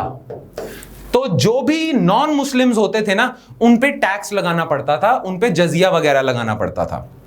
क्लियर? Make sense? तो उलेमा प्रेशराइज करते रहते थे सुल्तानों वगैरह को कि जो ये लोग हैं ना आपके राज्य में नॉन मुस्लिम है, उन पे आप जजिया लगाओ ना। एक और चीज, जिम्मी जनरली ना स्टेटस दिया जाता था क्रिश्चियंस को ही और ज्यूज को ही, इन्हीं को ही जिम्मी का स्टेटस दिया जाता था। पर इंडिया में जब डेक्कन सुल्तान आए ना, तो इन्होंने हिंदूज, बौद्ध, जो के बुद्ध, जैन वगैरह, इनको भी जिम्मी का स्टेटस दे दिया और इन पे भी जजिया लगाना शुरू कर दिया। क्लियर? तो उलेमा प्रेशराइज करते रहते थे, और उलेमा काफी ज्यादा एंटी नॉन मुस्लिम प्रैक्टिसेस को भी प्रमोट करते रहते थे। सुल्तानों को प्रेशराइज करते थे कि आप ये जो नॉन मुस्लिम्स हैं इन्हें कन्वर्ट कराओ, नहीं तो इन्हें ये तंग करो वगैरह वगैरह, ये सारी चीजें करते रहते थे उस टाइम पे। अब जो सुल्तान होते थे ना उस टाइम पे, सुल्तान ये बात जानते थे, सुल्तान इस बात को जानते थे कि अगर मेरे एरिया में मेजॉरिटी तो नॉन मुस्लिम है, अगर मैं इन्हें तंग करना शुरू कर दूंगा तो कल को तो ये बगावत कर देंगे, मेरा सल्तनत तो ढीली पड़ जाएगी। तो बहुत ज्यादा ना ये उलेमाओं की बात नहीं मानते थे। उलेमा तो बहुत कुछ बोल जाते थे कि शरीयत के हिसाब से आपको ये करना चाहिए, अपने हिसाब से इंटरप्रेट कर रहे हैं। अब सुल्तान को डर पड़ा होता था, इसीलिए सुल्तानों की ना उलेमाओं से जनरली ठनती थी, प्रॉब्लम ही क्रिएट होती रहती थी। अकबर की तो खैर काफी ज्यादा प्रॉब्लम हो गई थी, राइट? अब इसी टाइम पे ना एक और इस्लामिक मूवमेंट स्टार्ट हो रही है जिसका नाम है सूफी मूवमेंट। नाउ सूफी ये मानते हैं कि ये जो उलेमा है ना, इन्होंने काम खराब कर दिया। इन्होंने इस्लाम को, इस्लाम जो इतना सिंपल और इतना अच्छा रिलीजन था, इन्होंने इस्लाम को कॉम्प्लेक्स कर दिया। इस्लाम में रिचुअल्स इतने ज्यादा इंट्रोड्यूस कर दिए कि आपने दाढ़ी रखनी है, आपने गिट्टों से नीचे आपने कुर्ता नहीं रखना, इतनी सारी चीजें इन्होंने इंट्रोड्यूस कर दी। ये सारी चीजें इंट्रोड्यूस करने की जरूरत ही नहीं थी। सूफी ये मानते हैं कि आप अच्छे मुसलमान तब हो सकते हो अगर आप अल्लाह से प्यार करते हो, अल्लाह की एक तरह से भक्ति करते हो, अल्लाह को बस अल्लाह के मगन हो जाते हो अल्लाह में, ठीक है? God is one and intense devotion to that God, irrespective of all the rituals, irrespective of all the laws वगैरह, ये सारी चीजें जो ये उलेमा हमें बताते हैं, इनको छोड़ो, सिर्फ अल्लाह की भक्ति अच्छे से करो, अल्लाह को अच्छे से मानो और आप अच्छे मुसलमान हो। तो सूफी जनरली ये मानते थे कि एक तो हम अल्लाह की इंटेंस भक्ति, इंटेंस डिवोशन करेंगे, दूसरा जो हमारे नबी की, जो हमारे प्रॉफिट मोहम्मद की सुन्नत है, सुन्नत मतलब उनकी टीचिंग्स ना, तो ये कहते थे कि प्रॉफिट मोहम्मद जो एक्चुअली कहना चाहता था, ये तो उलेमाओं ने ना काम खराब कर दिया, ठीक है? प्रॉफिट मोहम्मद जो कहना चाहते थे प्रॉफिट मोहम्मद जो कहना चाहते थे ना, हम वही मानेंगे। प्रॉफिट मोहम्मद की जो टीचिंग्स हैं उसे हमने पहले भी करा है, सुन्नत कहते हैं। तो प्रॉफिट मोहम्मद की सुन्नत को हम मानेंगे, इनकी कॉम्प्लेक्सिटीज को नहीं मानेंगे। हमारे हिसाब से परफेक्ट आदमी, परफेक्ट इंसान इस पूरे दुनिया में प्रॉफिट मोहम्मद हुए हैं, और हम उन्हीं की सुन्नत को मानेंगे, सारी कॉम्प्लेक्सिटीज हटा देंगे। ठीक है ना। ये जो मूवमेंट हुई थी ना, ये 10th 11th सेंचुरी में स्टार्ट हो चुकी थी सेंट्रल एशिया और ईरान में। उस समय के बहुत बड़े फेमस सूफी पोएट्स हुए हैं, सूफी सेंट्स हुए हैं, जैसे गजली, ये इंडिया नहीं आए हैं। रूमी की पोएट्री तो काफी ज्यादा फेमस है। गजली और रूमी वगैरह, ये लोग अपना सूफीज्म इन्होंने स्टार्ट कर दिया था। बट 11th और 12th सेंचुरी से ना, 11th 12th 13th सेंचुरी से इंडिया में ये सूफी सेंट्स ने आना शुरू कर दिया था, और ये बताते थे कि उलेमाओं की टीचिंग्स खराब है, जैसी हमारी टीचिंग्स है ना, सिंपल और बस भगवान की, अल्लाह की भक्ति करनी है, वो ही ठीक है। इससे ना जो सुल्तान थे, दिल्ली के सुल्तान थे, उन्हें एक और रास्ता मिल गया। जब उन्हें उलेमा तंग करते थे ना, तो वो सूफियों की, सूफी सेंट्स जिनकी बहुत ज्यादा मान्यता थी, जब सूफी सेंट्स इंडिया में आ गए ना, एकदम से फैल गए, बहुत सारे क्राउड, बहुत सारे लोग उनको मानने लग गए। ठीक है।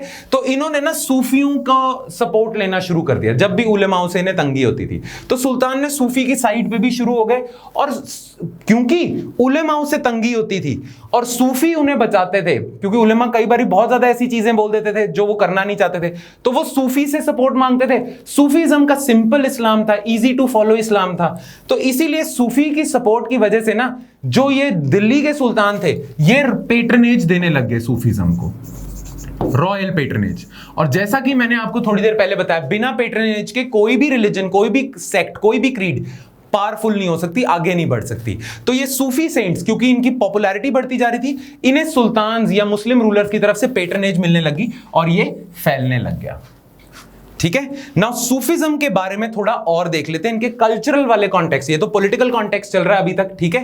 कल्चरल कॉन्टेक्स्ट वाले को भी हम देख लेते हैं। सूफी कहते हैं कि हम जो बता रहे हैं ना, वही सुन्नत है, वही प्रॉफिट मोहम्मद की टीचिंग्स हैं ना। सूफी कहते हैं कि देखो, ऐसा है कि ना, आप अल्लाह की इंटेंस डिवोशन करो, आप अल्लाह को पा सकते हो, आप एक अच्छे मुसलमान बन सकते हो ना। अल्लाह की इंटेंस डिवोशन करने के लिए ना कुछ टीचिंग्स हैं, कुछ तरीके हैं, जिनको आपको ना फॉलो करना पड़ेगा प्रॉपर ट्रेनिंग के साथ। एक तरह से इन्होंने नाथपंथी, सिद्धाचार्य और योगी जो थे ना, वो लोग कहते थे कि एक प्रॉपर योगा की training, breath control, breathing control की ट्रेनिंग, और बहुत सारी ट्रेनिंग करके आप प्रॉपर मेडिटेशन करो तो भगवान को पा सकते हो।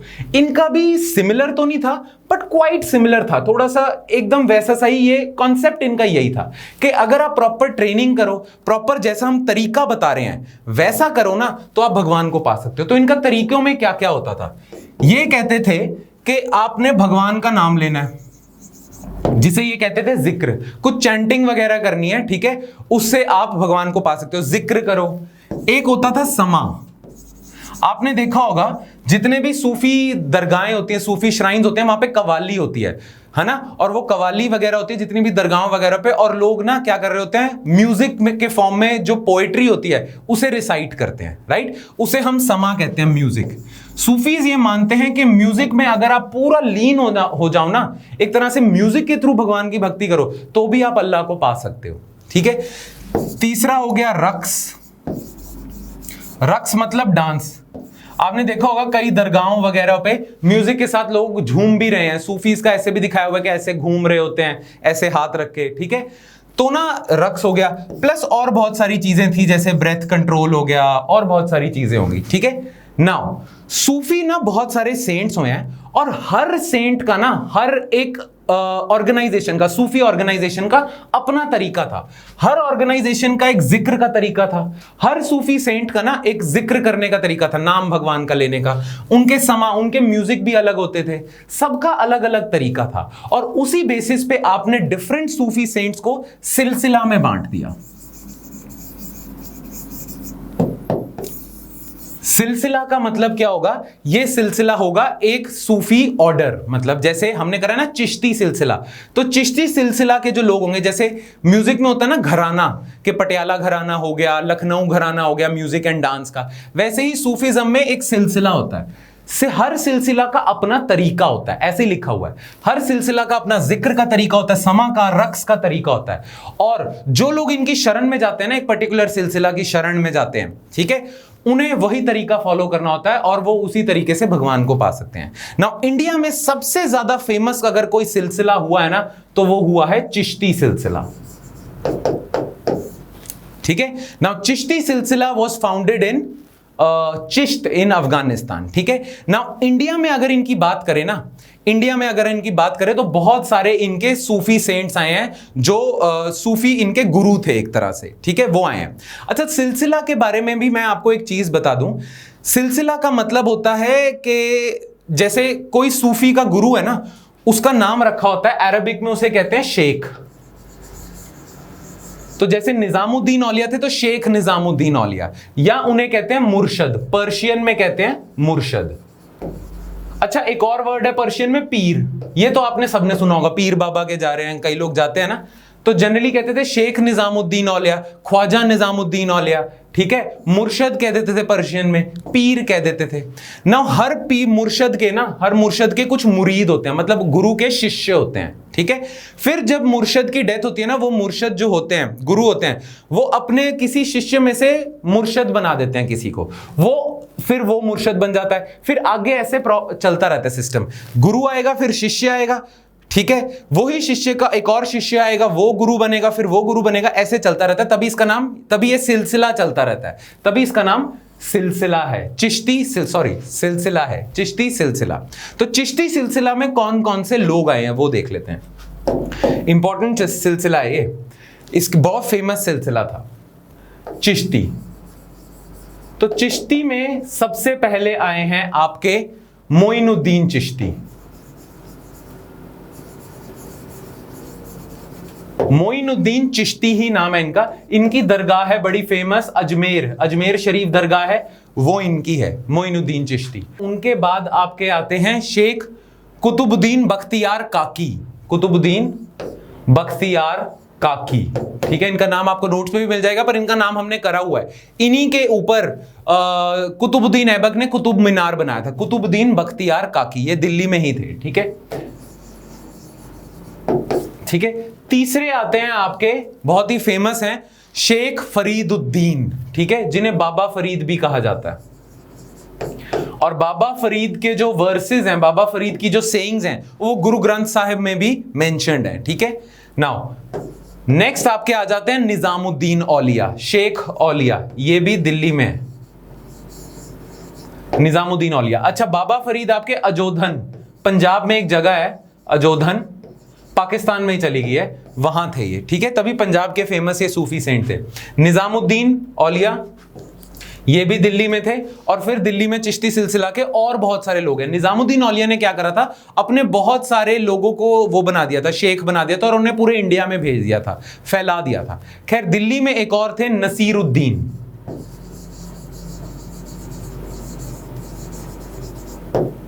नसीरुद्दीन जिन्हें चिराग ए दिल्ली भी कहा जाता है, लैंप ऑफ दिल्ली, चिराग ए दिल्ली,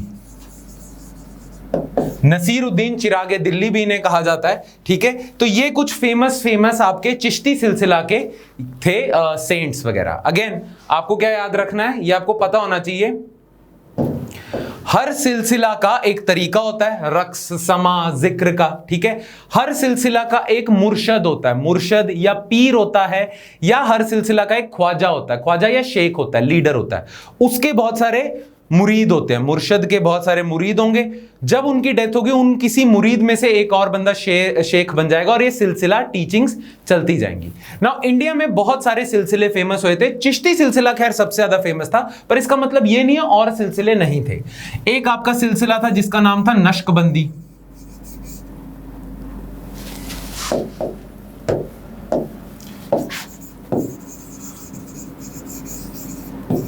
नक्शबंदी जो सिलसिला है उसमें बाबर मानता था, याद है ना आपको, शेख उबैरुल्लाह अरहार, है ना, ख्वाजा उबैरुल्लाह अरहार, उसमें बाबर मानता था, हमने करा है। तो नक्शबंदी सिलसिला था आपका, एक कादरी सिलसिला था, ठीक है, और बहुत सारे सिलसिले थे, बट सबसे ज्यादा जो फेमस सिलसिला था वो था चिश्ती सिलसिला। उसके भी बहुत सारे रीजंस हैं, ठीक है। जैसे कि एक रीजन तो ये हो गया कि ना सुल्तान वगैरह जो होते थे ना, वो अपनी नजदीकियां बनाने की कोशिश करते थे इन सूफी सेंट से। क्यों? क्योंकि उन्हें पॉपुलेशन में एक्सेप्टेंस मिलती थी ना। अगर कोई सूफी सेंट ये कह देगा कि भाई हाँ ये सुल्तान बहुत अच्छा आदमी है, तो लोग भी उस सुल्तान को अच्छा आदमी मानने लग जाएंगे। तो थोड़ी सी सुल्तान को भी एक्सेप्टेंस के लिए जरूरत होती थी इन सूफी सेंट्स की, और इन सूफी सेंट्स को भी जरूरत होती थी सुल्तान की, क्योंकि बिना पेट्रनेज के ये फैल नहीं सकते ना। चिश्ती सिलसिला पता है क्यों पॉपुलर था? ये जो सुल्तान वगैरह होते थे ना, ये बहुत ज्यादा पेट्रनेज देते थे, कई सूफी सेंट्स को पॉलिटिकल ऑफिस भी दे देते थे, ठीक है ना। बहुत सारे heavy gifts, political offices, governorship दे देंगे किसी सूफी सेंट को, ऐसे ऐसे पॉलिटिकल ऑफिस भी देते थे ना। ये सुल्तान जानबूझ के ऑफर करते थे ताकि वो पर्टिकुलर सूफी सेंट उनकी साइड पे आ जाए ना। जो चिश्ती सिलसिला है ना, इनको कहा जाता है काफी ऑनेस्ट थे। चिश्ती सिलसिला वाले ये एक्सेप्ट नहीं करते थे, सुल्तान उन्हें कहीं गिफ्ट भी दे जाता था ना, तो निजामुद्दीन औलिया की स्टोरी है, निजामुद्दीन औलिया कह देते थे कि ये लोगों में बांट दो यार, मेरे को नहीं चाहिए। तो इसीलिए चिश्ती सिलसिला ना बड़ा पॉपुलर हो गया था कि लोग कहते थे यार इन्हें लालच वगैरह नहीं है, इसलिए ये सुल्तान से कोई चीजें ना खास एक्सेप्ट नहीं करते, बस कहते हैं आओ यहाँ पे भक्ति भुक्ति करो, अपना पूजा वगैरह करो, मतलब जो भी वो करो, ठीक है, भगवान को याद करो और जाओ, ठीक है, हमें जो चाहिए होगा हम ले लेंगे, लोगों में बांट देना। बट ये जो नक्शबंदी सिलसिला वाले थे ना, या ये जो कादरी सिलसिला वाले थे, इनके थोड़े से पॉलिटिकल एम्बिशंस भी थे उस जमाने में। कई नक्शबंदी और कादरी सिलसिला वालों ने पॉलिटिकल ऑफिसेस भी एक्सेप्ट करे हुए हैं, ठीक है। इसीलिए चिश्ती सिलसिला जिन्होंने कुछ खास ऐसे एक्सेप्ट नहीं करा, वो बहुत ज्यादा पॉपुलर हो गया था। अच्छा, यहां पे मैं आपको ना एक और चीज बता दूं, जो ये सिलसिला, ये जो चिश्ती सिलसिला वगैरह होते थे ना, नाउ इनकी टीचिंग्स क्या थी? ये कहते थे कि हम एक्चुअली बताएंगे कि नबी की, प्रॉफिट मोहम्मद की क्या सुन्नत है, राइट। ये लोग ये मानते थे कि हम भी शरिया में मानते हैं, पर ये उलेमाओं के शरिया में नहीं मानते। हम मानते हैं कुरान में, कुरान शरीफ में, और हम मानते हैं प्रॉफिट मोहम्मद में, ठीक है। बाकी ये जो तुमने कॉम्प्लिकेशन करी हुई है इसमें नहीं मानते, ठीक है। तो ये इनकी बस बिलीफ था और उसके हिसाब से इन्होंने सिंपल रखा हुआ था। बट कुछ ऐसे सूफी सिलसिला भी थे, कुछ ऐसे सिलसिला भी थे जो बहुत ही ज्यादा रैडिकल थे, जो कहते थे कि हम कुरान में भी नहीं मानते, हम शरीयत में भी नहीं मानते, हम सुन्नत में भी नहीं मानते। ये बिल्कुल ही रैडिकल हो गए थे। ये कहते थे कि हम वो लोग हैं, हम वो फकीर हैं जो सब कुछ छोड़ चुके हैं, घर परिवार सब कुछ। हम ना सुन्नत में मानते, कुरान में मानते, किसी में नहीं मानते, हम बस भगवान की पूजा करते हैं, हम बस अल्लाह, एक there is just one God Allah, बस हम उसमें इंटेंस डिवोशन करते हैं और हम किसी चीज में नहीं मानते, ठीक है। ऐसे भी कुछ चिश्ती नहीं, ऐसे भी कुछ सिलसिले थे। उन सिलसिलों को हम कहते हैं बेशारा या बेशरिया। बेशारा, अब जो सिलसिले हैं ना, मैं यहां पे ही लिख देता हूं। सूफीज्म को आप दो पार्ट्स में डिवाइड कर सकते हो, एक तो है बेशारा और एक है बाशारा। बेशारा है जो सुन्नत में भी नहीं मानेंगे, कुरान में भी नहीं मानेंगे, इन्होंने सब कुछ छोड़ चुका है। That is why we use the word be. आपने सुना है ना टर्म बेशरम, मतलब बेशरम मतलब जिसमें शर्म ही नहीं, बेहया जिसमें कोई हया ही नहीं, बेअकल जिसमें कोई अकल नहीं। तो बेशरा मतलब ये शरीयत में मानते ही नहीं, ठीक है। और बाशरा, आपने अगर मूवीज वगैरह देखी होंगी तो उसमें कई बार ऐसे कोर्ट की प्रोसीडिंग्स नहीं दिखाते कि अदालत आपको बाइज्जत बरी करती है। बाइज्जत मतलब पूरी इज्जत के साथ आपको बरी करती है, बा इज्जत। तो बा शारा मतलब ये लोग शरीयत में मानेंगे, उलेमाओं की नहीं बट प्रॉपर सुन्नत में भी मानेंगे, ये सब मानेंगे, ठीक है। तो जो बाशारा सिलसिले थे ना, उसमें चिश्ती सिलसिला भी आ जाता है, नक्शबंदी सिलसिला भी आ जाता है, कादरी सिलसिला भी आ जाता है। बट कुछ ऐसे बेशारा सिलसिले भी थे जिनका काफी नाम आपने सुना होगा, जैसे मलंग। ये वर्ड पॉपुलर है, मलंग हम यूज भी करते हैं पंजाबी वगैरह, हिंदी वगैरह में, ठीक है। मलंग हो गया भाई तू तो, ठीक है। ये मलंग थे कि इन्होंने सब छोड़ दिया था और ऐसे ही घूमते रहते थे। मलंग हो गए, मदारी हो गए। हमारे पॉपुलर कल्चर में वर्ड यूज होते हैं, जैसे वो एक गाना है ना वडाली ब्रदर्स का, निमायत एनु वेखण नू चुक चरखा गली दे विच डावा, है ना। ते उसमें ही एक लाइन है कि निमाइया मेरा जी करदा कर छड़ के मलंग हो जावा, है ना। तो मलंग मतलब सब छोड़ दिया, कर छड़ के मैं मलंग हो जाना, ठीक है। मदारी थे, मदारी पे इंडिया के कोक स्टूडियो पे गाना आया हुआ है मदारी, ठीक है। अच्छा, एक गाना नुसरत फतेह अली खान का आपने सुना होगा, कलंदर होते थे, ठीक है, वलियां दराज दुलारा शाबाज कलंदर, दमादम मस्त कलंदर, ये होता था ना, ये कलंदर होते थे। ये भी ऐसे बस घूम रहे होते थे, किसी चीज में नहीं मानते थे, पॉपुलर कल्चर का पार्ट है हमारे। तो ये बेशरा हैं, ये बाशारा हैं, ठीक है। अच्छा, बेशरा तो हम यहीं पे रखते हैं, बाशारा के बारे में कुछ और बातें देख लेते हैं, उसके बाद इसे वाइंड अप करते हैं, खत्म फटाफट। नाउ जितने भी ये जो सिलसिले होते थे ना, ये अपने रहने की जगहें भी तो बनाते थे जहां पे लोग आएंगे, इनकी पूजा वगैरह करेंगे, इनसे मतलब मत्था वगैरह टेकेंगे, सजदा वगैरह करेंगे। तो ये लोग अपने एक जगह होती थी जहां पे ये ठहरते थे, उसको कहते थे खानका, ठीक है, खानका, क्लियर। तो निजामुद्दीन औलिया का खानका वहां पे था, वहीं पर ही कवालियां होती थी, ठीक है, जिक्र होता था, सारी चीजें होती थी, समा रक्स वगैरह ये सारी चीजें होती थी। तो हर जो सूफी सेंट है ना, उसका एक खानका है, ठीक है। नाउ खानका में ये सारी चीजें होती थी, खानका में शेख या ख्वाजा बैठते थे, उनके मुरीद जो होते थे मुर्शद के सामने बैठते थे, ये सारी चीजें। तो आपको ये वर्ड पता होना चाहिए, खानका। अच्छा, एक और चीज, जब किसी सूफी सेंट की डेथ हो जाती थी, ठीक है, तो उनकी कब्र बना दी जाती थी और उसी के आसपास एक दरगाह बना दी जाती थी, जिसे हम पीर भी कहते हैं। हम पीर पे कई लोग जाते हैं ना मत्था वगैरह टेकने, ठीक है। तो जब किसी की डेथ हो जाती थी ना, तो वहां पे आप उनकी कब्र के आसपास ही दरगाह बना देते थे। माना यह जाता था कि जब कोई सूफी सेंट की डेथ हो जाती है ना, वो अल्लाह के पास चले जाता है।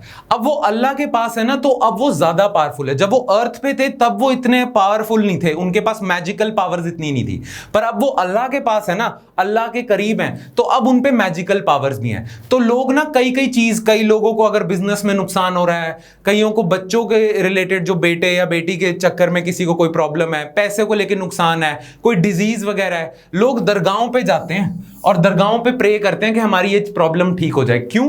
क्योंकि आपका ये कॉन्सेप्ट है कि अब वो जा चुके हैं ना अल्लाह के पास, अल्लाह के पास जा चुके हैं, तो अल्लाह के पास अब वो ज्यादा अल्लाह के पास है, तो अब वो ठीक कर सकते हैं मुझे, ठीक है। इस कॉन्सेप्ट को हम कहते भी हैं। जो शेख होगा ना या जो ख्वाजा होगा, अब उनकी डेथ हो चुकी है, तो अब वो अल्लाह के पास जा चुके हैं, तो अब वो बन चुके हैं वली। पंजाबी में गुरु नानक देव जी से रिलेटेड एक स्टोरी भी है ना, वली कंधारी की, ठीक है। खैर, वली वो होता है विच इज लिटरली, अगर ट्रांसलेशन देखें, फ्रेंड ऑफ अल्लाह, ठीक है, अल्लाह के फ्रेंड है। तो अब डेथ हो गए तो अल्लाह के ज्यादा करीब है, अब ये वली हैं, अब आपकी प्रॉब्लम सॉल्व कर सकते हैं। तो पीर पे, दरगाहों पे जाके लोग मत्था टेकते हैं, क्योंकि वो बिलीव करते हैं कि इन जगहों पे मैजिकल पावर्स हैं। क्लियर? तो ये सारी चीज आपके हो जाती है सूफिज्म से। अब सूफिज्म जब स्टार्ट होती है ना, सूफिज्म की वजह से ये जो सारी चीजें हो रही होती हैं, चेंजेस आ रहे होते हैं, सिंप्लिसिटी आ रही होती है, ठीक है। इस्लाम में वो सिंप्लिसिटी लेके आ रहे हैं। तो अब यहां पे ना, और ऊपर से अब ब्राह्मणिकल हिंदुइज्म को पेट्रनेज भी नहीं मिल रही है, ठीक है। तो अब हिंदुइज्म में भी रिफॉर्म होता है, हिंदुइज्म को भी अब सिंपल बनाने की कोशिश की जा रही है, ठीक है। इस्लाम में सिंप्लिसिटी सूफीज्म से आ रही है। अच्छा, यह भी देखा जा रहा है कि जब सूफी आए ना, जब तक इन्वेडर्स आए थे, उलेमा आए थे, इंडिया में इतने ज्यादा लोग कन्वर्ट नहीं हुए थे इस्लाम में। बट जब सूफी आए ना, तो सूफियों पे लोगों का इतना विश्वास हो गया कि बहुत सारे लोग, इन सूफियों ने बहुत सारे लोग कन्वर्ट करे इस्लाम में, उनको ये वाला इस्लाम ज्यादा अच्छा लगा। तो Sufis were successful in converting many people into Islam. That is why many people realise कि हिंदुइज्म में भी रिफॉर्म्स और हिंदुइज्म को भी सिंपल करने की जरूरत है, तभी तो लोग ज्यादा हिंदुइज्म को प्रेफर करेंगे। और ये एक रियलाइजेशन थी। खैर, मैं ये नहीं कह रहा इसकी वजह से भक्ति मूवमेंट आई, बट अगर एक साइड पे एक रिलीजन सिंपल होता जा रहा है, अच्छा होता जा रहा है, तो आप कहोगे ही ना कि हम अपने रिलीजन को भी सिंपल और अच्छा और सिंपल सबके लिए, सबको इंक्लूड करके चले। और यहां से, बिकॉज यहां का भी इंफ्लुएंस चल रहा है, अभी नॉर्थ इंडिया में भी भक्ति स्टार्ट होती है, भक्ति मूवमेंट स्टार्ट होती है ना। नॉर्थ इंडिया की भक्ति मूवमेंट, जैसे हमने सूफीज्म को दो पार्ट्स में डिवाइड करा था ना, बेशारा बाशारा। भक्ति मूवमेंट को भी ना आप दो पार्ट्स में डिवाइड कर सकते हो, सगुण, निर्गुण। सगुन वो भक्ति सेंट्स होते हैं या वो भक्ति मूवमेंट, भक्ति ट्रेडिशन है जिसमें हम मानते हैं कि भगवान एक ही है और भगवान एक है और उसकी तरफ आप इंटेंस डिवोशन करो तो आप भगवान को पा सकते हो। बट भगवान की शेप भी होती है, साइज भी होता है, उनका आकार भी होता है, ठीक है। भगवान के एट्रीब्यूट्स हैं, तो सगुन इज विद एट्रीब्यूट्स,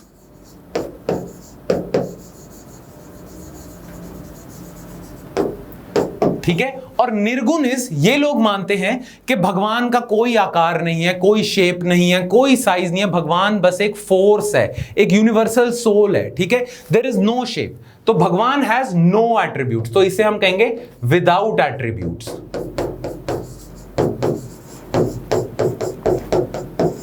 ठीक है। निर्गुण, सगुन। नाउ सगुन के बहुत सारे सेंट्स हुए हैं, जैसे कि सेंट्स और भक्ति ट्रेडिशन है, जैसे गोस्वामी तुलसीदास हुए हैं जिन्होंने रामचरितमानस लिखी है। अच्छा, ये वो हैं जो भगवान की एक पर्टिकुलर टाइप की वर्शिप करते हैं, जनरली विष्णु की। तो राम भगवान को विष्णु का अवतार माना जाता है और इन्होंने गोस्वामी तुलसीदास ने राम भक्ति बहुत ज्यादा करी है, तो ये सगुन के ट्रेडिशन में आ जाएंगे। राम एक एट्रीब्यूट, मतलब भगवान के एट्रीब्यूट्स है ना राम। फिर सूरदास हुए हैं जिन्होंने सुर सागर लिखी है, ठीक है। सूरदास जो हैं वो भी कृष्ण भक्ति करते हैं, तो ये सगुन में आ जाएंगे। देन चैतन्य महाप्रभु हैं वेस्ट बंगाल में, उन्होंने कृष्ण भक्ति करी है, ठीक है। देन मीराबाई है, उन्होंने कृष्ण भक्ति करी है। रविदास हुए, उन्होंने कृष्ण भक्ति करी है, क्लियर। तो ये सगुन ट्रेडिशन में आ जाएंगे। निर्गुण वो हैं जो कहते हैं भगवान का कोई आकार नहीं है, कोई शेप नहीं है, कोई साइज नहीं है। इसमें दो सबसे फेमस पर्सनालिटीज हैं, एक तो कबीर, ठीक है, एंड गुरु नानक देव जी, ठीक है। तो कबीर और गुरु नानक देव जी को थोड़ा हम डिटेल में करेंगे, क्लियर। बाकी आपकी पंजाब की हिस्ट्री की जब क्लासेस होंगी तो और डिटेल में किया जाएगा। 10 जो जितने भी हमारे 10 गुरु हैं उनकी हिस्ट्री अच्छे से की जाएगी। पर अभी जैसे आपके जितना मतलब इंडियन हिस्ट्री में पढ़ाते हैं ना गुरु नानक देव जी के बारे में, उतना हम करेंगे, क्लियर। और सगुन के हमें ना बहुत सारी चीजें नहीं करनी, जो सगुन वाले हैं हमें बस सेंट का नाम याद रखना है और हमें ना उनकी जो भी उन्होंने चीजें लिखी हैं उनके लिटरेचर के बारे में नाम याद रखना है ज्यादातर। तो सगुन भक्ति वाले जो हैं उनका बस हमें नाम और उनकी बुक्स वगैरह याद रखनी है।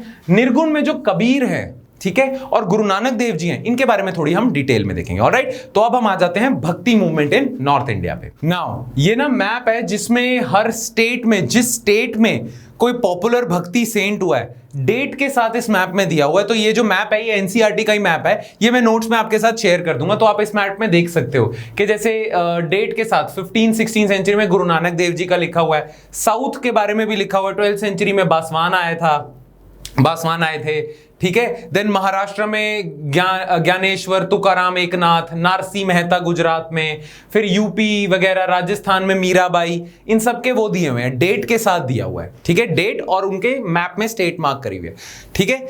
अब ये मैप तो आपको मिल जाएगा, बट इस मैप के साथ साथ हम देख लेते हैं इनकी देख लेते हैं जो भक्ति सेंट्स हैं नॉर्थ इंडिया के। साउथ इंडिया वाला एरिया तो हमने कवर कर लिया, हमने महाराष्ट्र गुजरात वाला एरिया भी कवर कर लिया।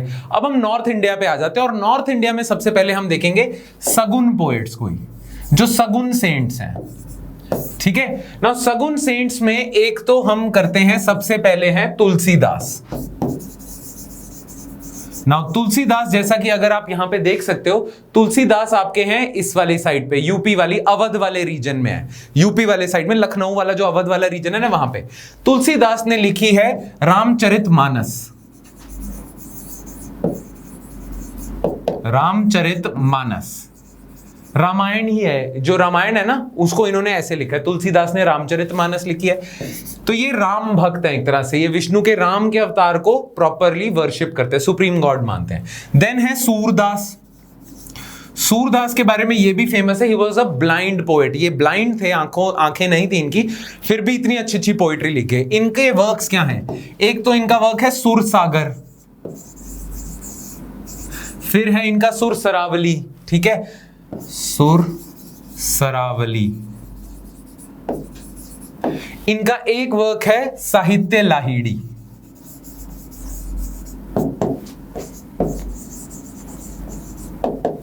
ठीक है, ये है इनका सूरदास हो गए। फिर हम आ जाते हैं बंगाल वाली साइड पे। बंगाल में बड़े फेमस एक वैष्णव सेंट हुए हैं जिनका नाम है चैतन्य महाप्रभु। चैतन्य महाप्रभु।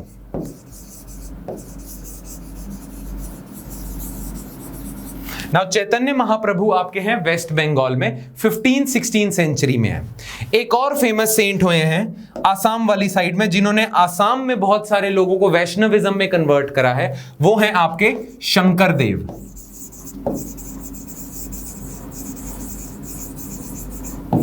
कृष्ण भक्ति ही करते थे ये। शंकर देव आपके हैं आसाम में, और इन्होंने आसाम में बहुत सारे नाम घर बनाए हैं। नाम घर का मतलब ही क्या हो गया? प्रेयर हॉल्स या प्रेयर हाउसेस। यहां पे कीर्तन भजन संध्या होती थी। तो ये जो कीर्तन का ट्रेडिशन है ना, हमारे यहाँ पे भजन गाने का ट्रेडिशन है, कीर्तनों का, भजनों का ट्रेडिशन, ये सारा श्रेय जाता है भक्ति मूवमेंट। नॉट जस्ट शंकर देव, जितने भी भक्ति सेंट्स हुए हैं, इनकी कॉन्ट्रीब्यूशन ये है कि कीर्तन भजन का ये सारा सिस्टम बैठा हुआ है, ये सारा सिस्टम यूज होता है। तो शंकर देव नाम घर एस्टैब्लिश करे थे जहां पे प्रेयर हॉल्स होते हैं। और असम में आज भी, as a matter of fact, Jagannath में भी, जगन्नाथ कह रहा हूं, उड़ीसा तक में भी कई नाम घर हैं शंकर देव वाले ही, बट असम में बहुत सारे नाम घर हैं जहां पे वैष्णवाइट सॉन्ग्स गाए जाते हैं और भजन संध्या वगैरह होती है। ठीक है, तो शंकर देव हो गए आपके। अब हम राजस्थान वाली साइड पे आ जाते हैं। नाउ राजस्थान में बहुत फेमस हुए हैं, एक हुए हैं आपके Ravidas. Now Ravidas belong to an untouchable caste, जो उस टाइम पे अनटचेबिलिटी प्रैक्टिस होती थी, तो ये लो कास्ट से थे। दद्दू दयाल, ठीक है, एंड सबसे फेमस है मीराबाई। कहा जाता है कि मीराबाई रविदास की ही शिष्य थी। नाउ ये सारे कृष्ण वर्शिप करते थे, खासकर मीराबाई। मीराबाई के जो भजन वगैरह हैं, यहां पे तो भजन वर्ड यूज होता है, मीराबाई के भजन आज भी यूज होते हैं for Krishna worship, Vaishnavite worship में यूज होते हैं। ठीक है, मीराबाई जैसे रविदास तो अनप्रिविलेज बैकग्राउंड से आते थे ना, मीराबाई बहुत ही प्रिविलेज बैकग्राउंड से आती थी। कहा जाता है ये एक राजपूत प्रिंसेस थी। इनकी शादी मेवाड़ के राजपूतों के घरानों में हो गई थी। मेवाड़ रीजन हमने मुगल में करा है ना, यहाँ राजस्थान में, जहां के महाराणा प्रताप थे, जहां के राणा संघा भी थे। तो मेवाड़ का जो राजपूत वाला रीजन है ना, वहां पे बड़ी राजपूत फैमिली में इनकी शादी हुई थी मीराबाई की, बहुत छोटी एज में। पर ये सब कुछ छोड़ छाड़ के वहां से चली गई। ये कहती थी कि मैं कृष्ण की भक्त हूं। कृष्ण क्यों? मेरा दुनिया में किसी से इतना प्यार नहीं है जितना मेरा कृष्ण से प्यार है। तो अपने हस्बैंड को, सारे घर बार को सब छोड़ छूड़ के ये पूरे गलियों में ऐसे भटकती थी या मंदिरों में कृष्ण भक्ति करती थी, पूरी कृष्ण भक्ति में विलीन हो गई थी। इनसे रिलेटेड बहुत ज्यादा ऐसे स्टोरीज भी हैं कि इनको मारने की कोशिश की गई थी, बहुत सारी चीजें थी। तो मीराबाई ने खुद लिखी हुई हैं कि वो राणा जी माफ करना मुझे, ऐसे बहुत सारी चीजें थी। खैर, मीराबाई के बहुत सारे भजन फेमस हैं, आज भी विमेन अपने हाउस होल्ड में गाते हैं और इनके भजन कृष्ण भक्ति के लिए बहुत ज्यादा यूज होते हैं।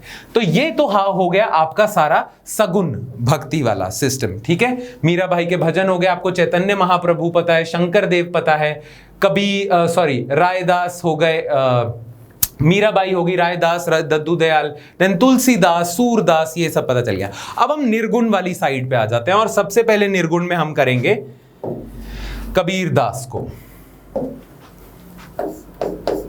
कबीर ना, कबीर के बारे में अगर बात करें, संत कबीर के बारे में अगर बात करें, तो कहा जाता है he was born between 14th to 15th century AD in a Muslim weaver community. Muslim family में इनका बर्थ हुआ था, मुस्लिम जुलाहा कम्युनिटी। मुस्लिम जुलाहा वीवर्स होते थे, तो जो कपड़े सीलने का काम करते थे ना, मुस्लिम वीवर कम्युनिटी में इनका जन्म हुआ था कबीर का। ना कबीर को लेके ना बहुत ज्यादा कंट्रोवर्सी है। जितने भी लोग हैं ना, जितने भी हिस्टोरियंस हैं, आज तक ये डिसाइड नहीं कर पाए कि इनका बर्थ एग्जैक्टली कब हुआ था। तो इसीलिए एक नॉर्मल सा, मतलब एक रफ एस्टिमेशन देते हैं कि 14 to 15 सेंचुरी AD में इनका बर्थ हुआ था। As a matter of fact, Kabir के बारे में हमें जो नॉलेज आती है ना सारी, वो कबीर के थ्रू बोली गई जितनी भी टीचिंग्स वगैरह उनके थ्रू आती है। जैसे हम सुनते हैं कबीर के दोहे, कबीर की सखियां, सखीज कहते हैं इन्हें, साखी, या कबीर के पद, इनके थ्रू आते हैं ना। कबीर की जो राइटिंग्स है, कबीर की जो टीचिंग्स है ना, वो कहां कहां लिखी हुई है। कबीर की टीचिंग्स लिखी गई है बीजक, बीजक एक किताब है जिसमें लिखी हुई है। और जो कबीर को फॉलोअर्स है ना, जो कबीर की टीचिंग्स में मानते हैं, उन्होंने एक तरह से अपना एक रिलीजन ही बनाया हुआ है जिसे कहते हैं कबीर पंथ। तो ये जो कबीर पंथ के लोग हैं ना, वाराणसी बेस्ड हैं, ये कबीर पंथ के लोगों ने कंपाइल करा हुआ है और बीजक ये उनकी है। ठीक है, एक है कबीर ग्रंथावली। ठीक है, कबीर ग्रंथावली जो है ग्रंथावली, उसमें कबीर की टीचिंग्स पाई जाती हैं। अच्छा, ये जो कबीर ग्रंथावली है ये कौन मेंटेन करता है? ये दद्दू पंथ के लोग मेंटेन करते हैं। दद्दू पंथ, दद्दू पंथ कौन? जो हमने दद्दू दयाल की बात करी थी ना, राजस्थान वाले, दद्दू पंथ के लोग मेंटेन करते हैं। ठीक है, उनके पास है कबीर ग्रंथावली। अच्छा, कबीर की ही जो टीचिंग्स वगैरह है ना, वो गुरु ग्रंथ साहब में भी लिखी हुई है। गुरु ग्रंथ साहब को पहले आदि ग्रंथ कहते थे, राइट? तो आदि ग्रंथ, गुरु ग्रंथ साहब में भी कबीर की टीचिंग्स दी हुई है। तो हिस्टोरियंस के पास जो भी डेटा है ना कबीर के बारे में, वो इन्हीं चीजों से है और नहीं है। बहुत सारे लोगों ने कबीर की हिस्ट्री के बारे में भी लिखा हुआ है, बट हिस्टोरियंस को ना बहुत प्रॉब्लम होती है, बिकॉज बहुत कॉन्फ्लिक्टिंग हिस्ट्रीज लिखी हुई है, बहुत कंट्रोवर्शियल हिस्ट्रीज हैं। कोई कुछ कहता है कबीर के बारे में, कोई कुछ कहता है, ठीक है, कोई कुछ और कह देता है। तो हिस्टोरियंस कबीर की लाइफ के बारे में कोई श्योरिटी से नहीं कह सकते, ठीक है, हिस्टोरियंस एक्चुअली, क्योंकि हर लोग अपने हिसाब से अपना मानते हैं। उनके बर्थ के बारे में बहुत ज्यादा कंट्रोवर्सी है। जो हिंदूज है ना, जो वैष्णवाई ट्रेडिशन के लोग हैं, वो ये मानते हैं कि कबीर एक्चुअली पैदा तो हुए थे हिंदू फैमिली में, ठीक है, बट बाद में उन्हें मुस्लिम, ये पुअर मुस्लिम फैमिली ने अडॉप्ट कर लिया था। तो वैष्णवाई ट्रेडिशन के लोग कहते हैं कि कबीर जो कबीर है ना, इसका अरबिक में मतलब है द ग्रेट, ठीक है। तो Kabir was born as Kabir Das, and Kabir Das was born in a Hindu family who was later adopted by a Muslim Julaha family, ठीक है। प्लस वैष्णवाई ट्रेडिशन के तो लोग ये भी कहते हैं कि कबीर के गुरु थे रामानंदा, उनसे शिक्षा लेके इन्होंने आगे ये बहुत बड़े सेंट बने हैं, ठीक है।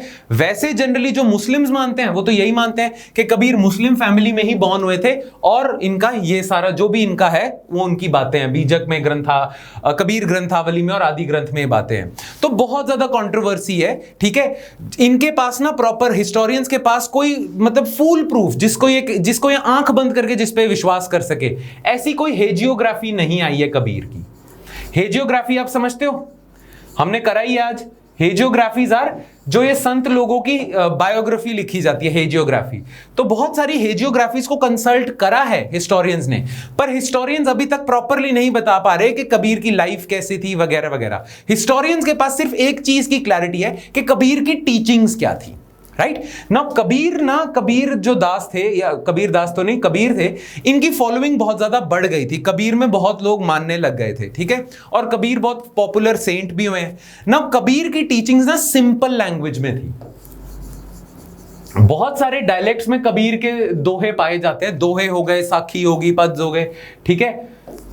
सिंपल लैंग्वेज में कबीर लिखते थे। और ना एक और लैंग्वेज जनरली आपसे पूछा जा सकता है जिसे हम कहते हैं संत भाषा। संत भाषा में लिखते थे।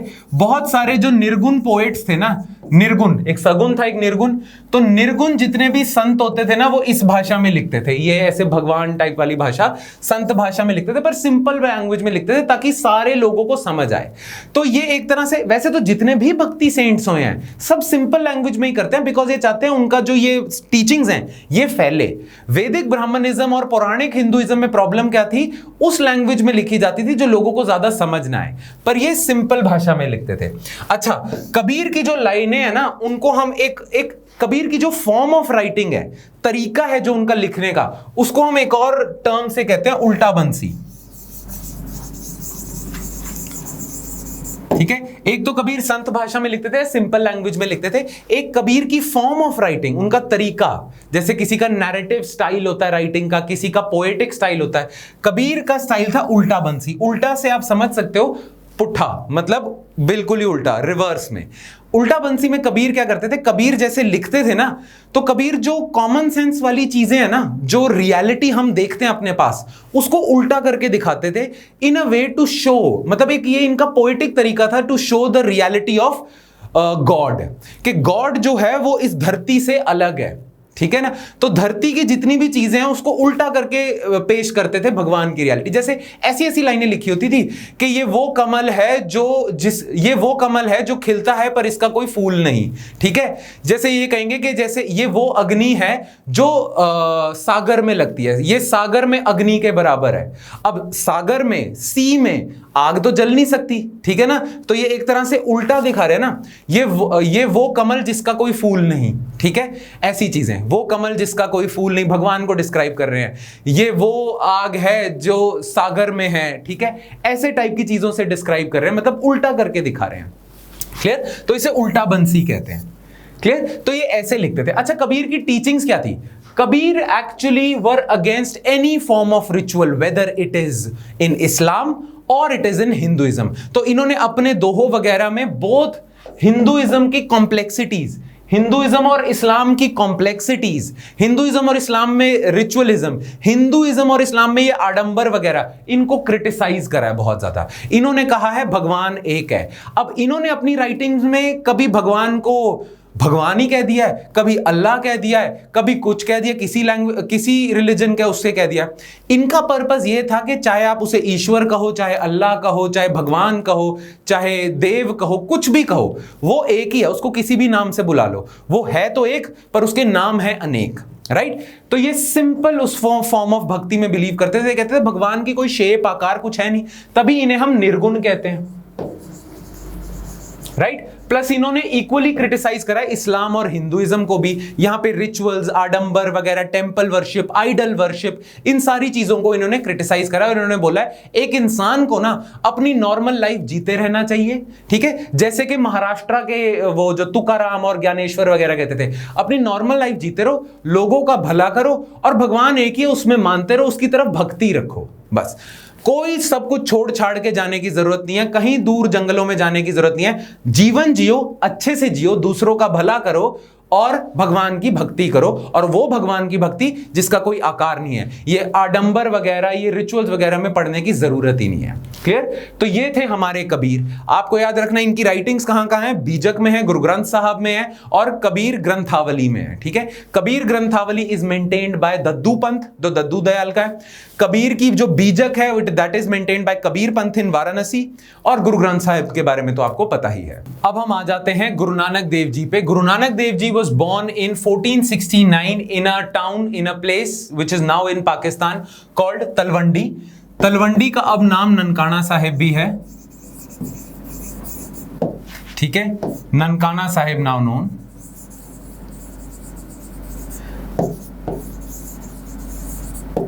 ठीक है। Now Guru Nanak Dev ji was like he was by training an accountant, he also knew Persian language, उन्हें फारसी भी आती थी, by training an accountant भी थे वो, और उनकी जल्दी शादी हो गई थी। बट उन्होंने ज्यादातर अपना टाइम ना ट्रैवलिंग में गुजारा है। He met with many bhakti saints, he met with many Sufi poets, इन सब से वो मिले हैं। आपने सुना भी होगा कि गुरु नानक देव जी ने 4 उदासियां की थी सिगियां, है ना।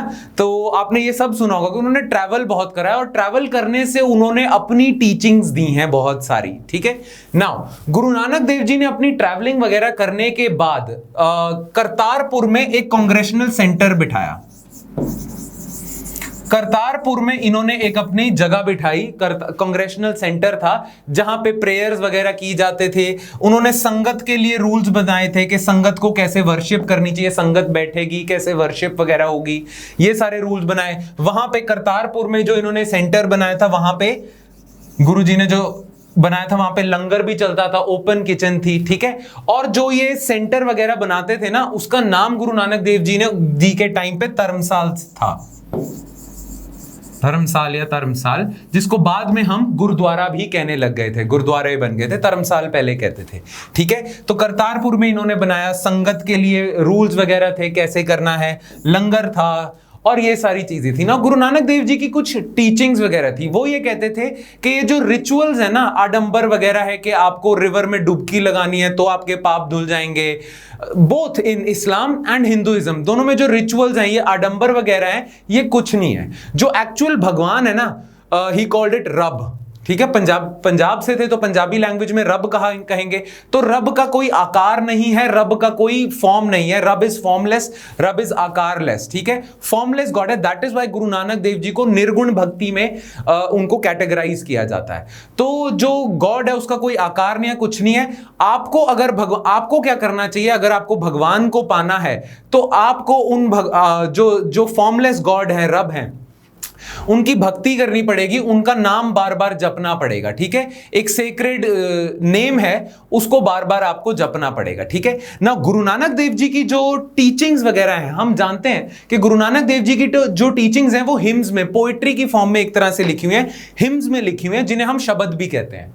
ठीक है, और बहुत सारे लोगों ने शब्द सुने ही होंगे। क्लियर। तो जो शब्द हैं उन्होंने कंपोज किए थे। ठीक है, गुरु नानक देव जी के बाद उन्हीं के जो साथी थे, जिन्होंने उनको ट्रैवल में भी अकंपनी करा था, लहना जिनका नाम था, उनको गुरु नानक देव जी के बाद गुरु गद्दी मिलती है, जिनका नाम बाद में हो जाता है गुरु अंगद देव जी।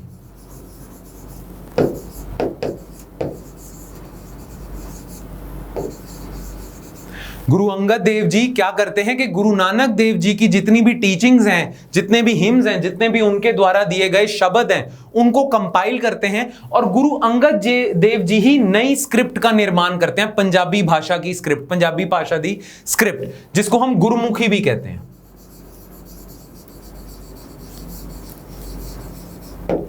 ठीक है, तो गुरुमुखी स्क्रिप्ट का आगाज करते हैं गुरु अंगद देव जी, और उसी स्क्रिप्ट में गुरुमुखी के, गुरु के मुख से जो निकली है, गुरुमुखी स्क्रिप्ट में ही गुरु नानक देव जी द्वारा दिए हुए शब्द को वो लिख देते हैं। ठीक है, उसके बाद गुरु अर्जन देव जी जो 5th गुरु थे, ये तो 2nd गुरु थे गुरु अंगद देव जी, गुरु अर्जन देव जी जो 5th गुरु थे, वो गुरु नानक देव जी, गुरु अंगद देव जी, और उनके बाद आए कई जो बाद में गुरु आए थे गुरु अर्जन देव जी तक, उन सब गुरुओं के द्वारा दिए गई जो टीचिंग्स वगैरह थी वो सारी कंपाइल करके एक बुक में बना देते हैं। उस बुक का नाम है आदि ग्रंथ। उस समय उस बुक का नाम था आदि ग्रंथ। और गुरु अर्जन देव जी ने सिर्फ सिख गुरुओं की टीचिंग्स नहीं डाली आदि ग्रंथ में, 5 सिख गुरुओं की टीचिंग्स तो थी ही आदि ग्रंथ में, पर कबीर की टीचिंग्स भी इसमें थी, कबीर की बातें भी दी हुई थी।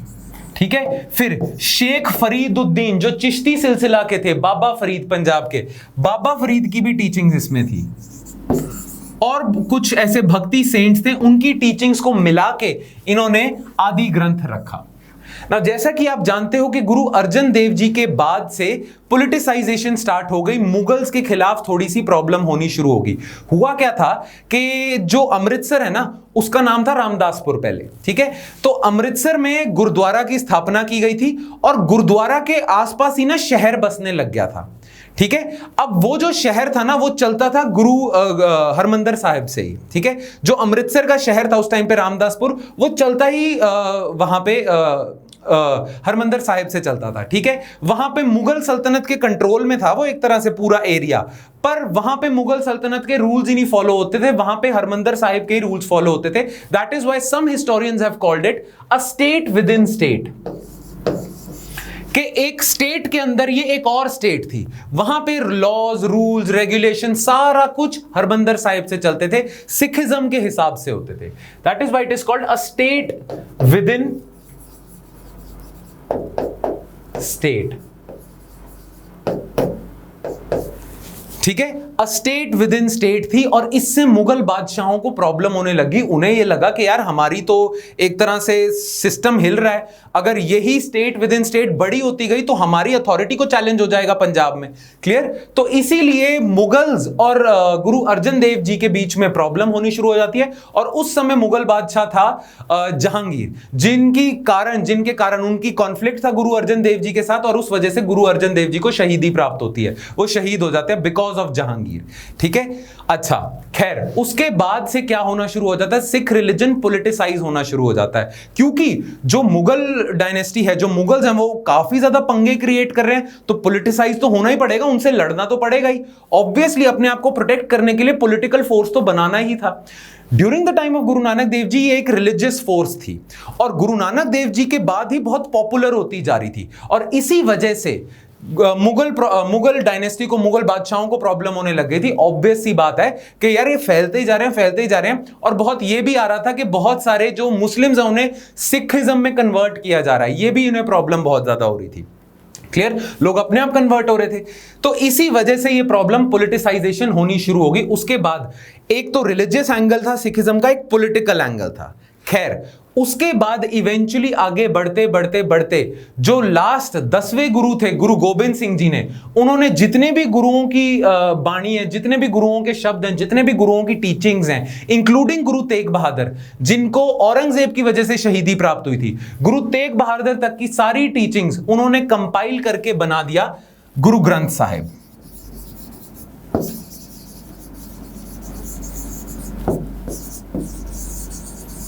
तो गुरु गोबिंद सिंह जो 10वें गुरु थे, उन्होंने सारे गुरुओं की टीचिंग्स इंक्लूडिंग आदि ग्रंथ में आगे के गुरुओं की टीचिंग्स मिला के बना दिया गुरु ग्रंथ साहिब।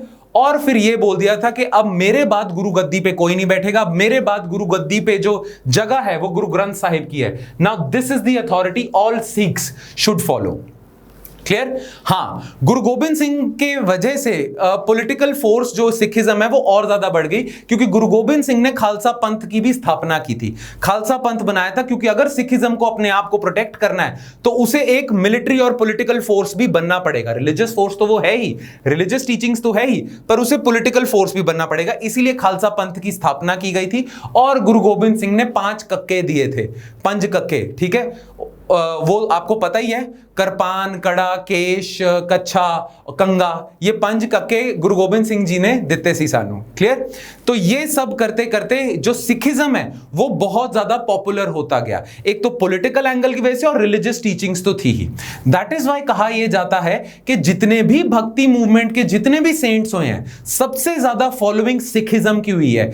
कबीर पंथ की इतनी फॉलोइंग नहीं है, मीराबाई की इतनी ज्यादा फॉलोइंग है, सबसे ज्यादा सिखिज्म की फॉलोइंग है, बिकॉज रिलीजन के साथ साथ इसका एक पॉलिटिकल एंगल भी था। क्लियर? एंड पॉलिटिकल एंगल कोई अपने आप से नहीं था, थोपा गया था, because Mughals were hell bent to destroy Sikhism, because they were fearing कि ये जो स्टेट विद इन स्टेट है जो अमृतसर में बनती जा रही है, ये प्रॉब्लम क्रिएट करेगी फ्यूचर में। ऑलराइट, तो इसी के साथ हमारा खत्म होता है भक्ति and Sufi tradition. I hope आपको सब समझ आ गया हो। जो ये मैप मैंने दिखाया था पहले, जो नॉर्थ इंडिया के भक्ति सेंट्स का था, वो नोट्स में शेयर हो जाएगा। नोट्स में कुछ एक्स्ट्रा इंफॉर्मेशन भी होगी, कई भक्ति सेंट्स की कई पोएम्स होंगी, उनके वर्क्स होंगे, जैसे जयदेव का गीत गोविंद है। ठीक है, कुछ एक्स्ट्रा इंफॉर्मेशन भी होगी, कुछ एक्स्ट्रा ऐसी इंफॉर्मेशन होगी, जैसे आप लगा लो कि किसी भक्ति सेंट की हमने बात करी है, उसकी बुक्स के नाम जो मैंने यहां पे डिस्कस नहीं करे वो आपके नोट्स में होंगे, तो उन नोट्स को एक बार ही पढ़ लेना, बिकॉज प्रीलिम्स में भक्ति एंड सूफी ट्रेडिशन से काफी क्वेश्चंस आ जाते हैं। सीधा यही पूछ लेते हैं, ये बुक किसने लिखी है, ये टीचिंग किसकी है। क्लियर? नाउ ऐसे मैच द फॉलोइंग भी आ सकता है कि यहां पे ऐसे लिख देंगे मैच द फॉलोइंग में शब्द, अभांग, अभंग, वचन, और यहां पे लिख देंगे गुरु नानक सिखिज्म, वीराशैविज्म, और नीचे लिख देंगे पंढरपुर कल्ट या वरकारी सेक्ट। ठीक है, और फिर आपको मैच द फॉलोइंग कहने को कह देंगे। तो आपको पता ही है, शब्द तो आप गेस कर ही लोगे कि शब्द तो चलो उसमें होता है, हमारे सिखिज्म में होता है, सिखिज्म मूवमेंट में है। अच्छा, गुरबानी वर्ड भी यूज कर सकते हैं, गुरु ग्रंथ साहिब में जो टीचिंग है उन्हें गुरबानी भी कहते हैं। ठीक है, तो वो सारी चीजें तो आप कर लोगे, पर आपको बाकी भी पता होना चाहिए, और कोई और इंफॉर्मेशन जो यहां डिस्कस नहीं हुई वो आपको नोट्स में मिल जाएगी। ऑलराइट, तो इसी के साथ हमारा खत्म होता है भक्ति एंड सूफी ट्रेडिशन, और इसी के साथ हमारी खत्म होती है मिडीवल हिस्ट्री। मिडीवल हिस्ट्री का जो आर्ट एंड कल्चर है, आर्ट एंड आर्किटेक्चर है, उस पे डोंट वरी, आपकी सेपरेट क्लास हो जाएगी, don't worry about it at all. ठीक है, I hope you enjoyed ancient and medieval history both. I hope you enjoyed it, and अगर आपको कोई डाउट था पहले तो वो क्लियर हो गया होगा, और अगर अभी भी कोई डाउट है तो please right those doubts in the comment section below. Live chat आपके लिए खुली है, कमेंट सेक्शन आप ही के लिए है, प्लीज उसे लिखो, हम वो डाउट क्लियर कर देंगे। Thank you.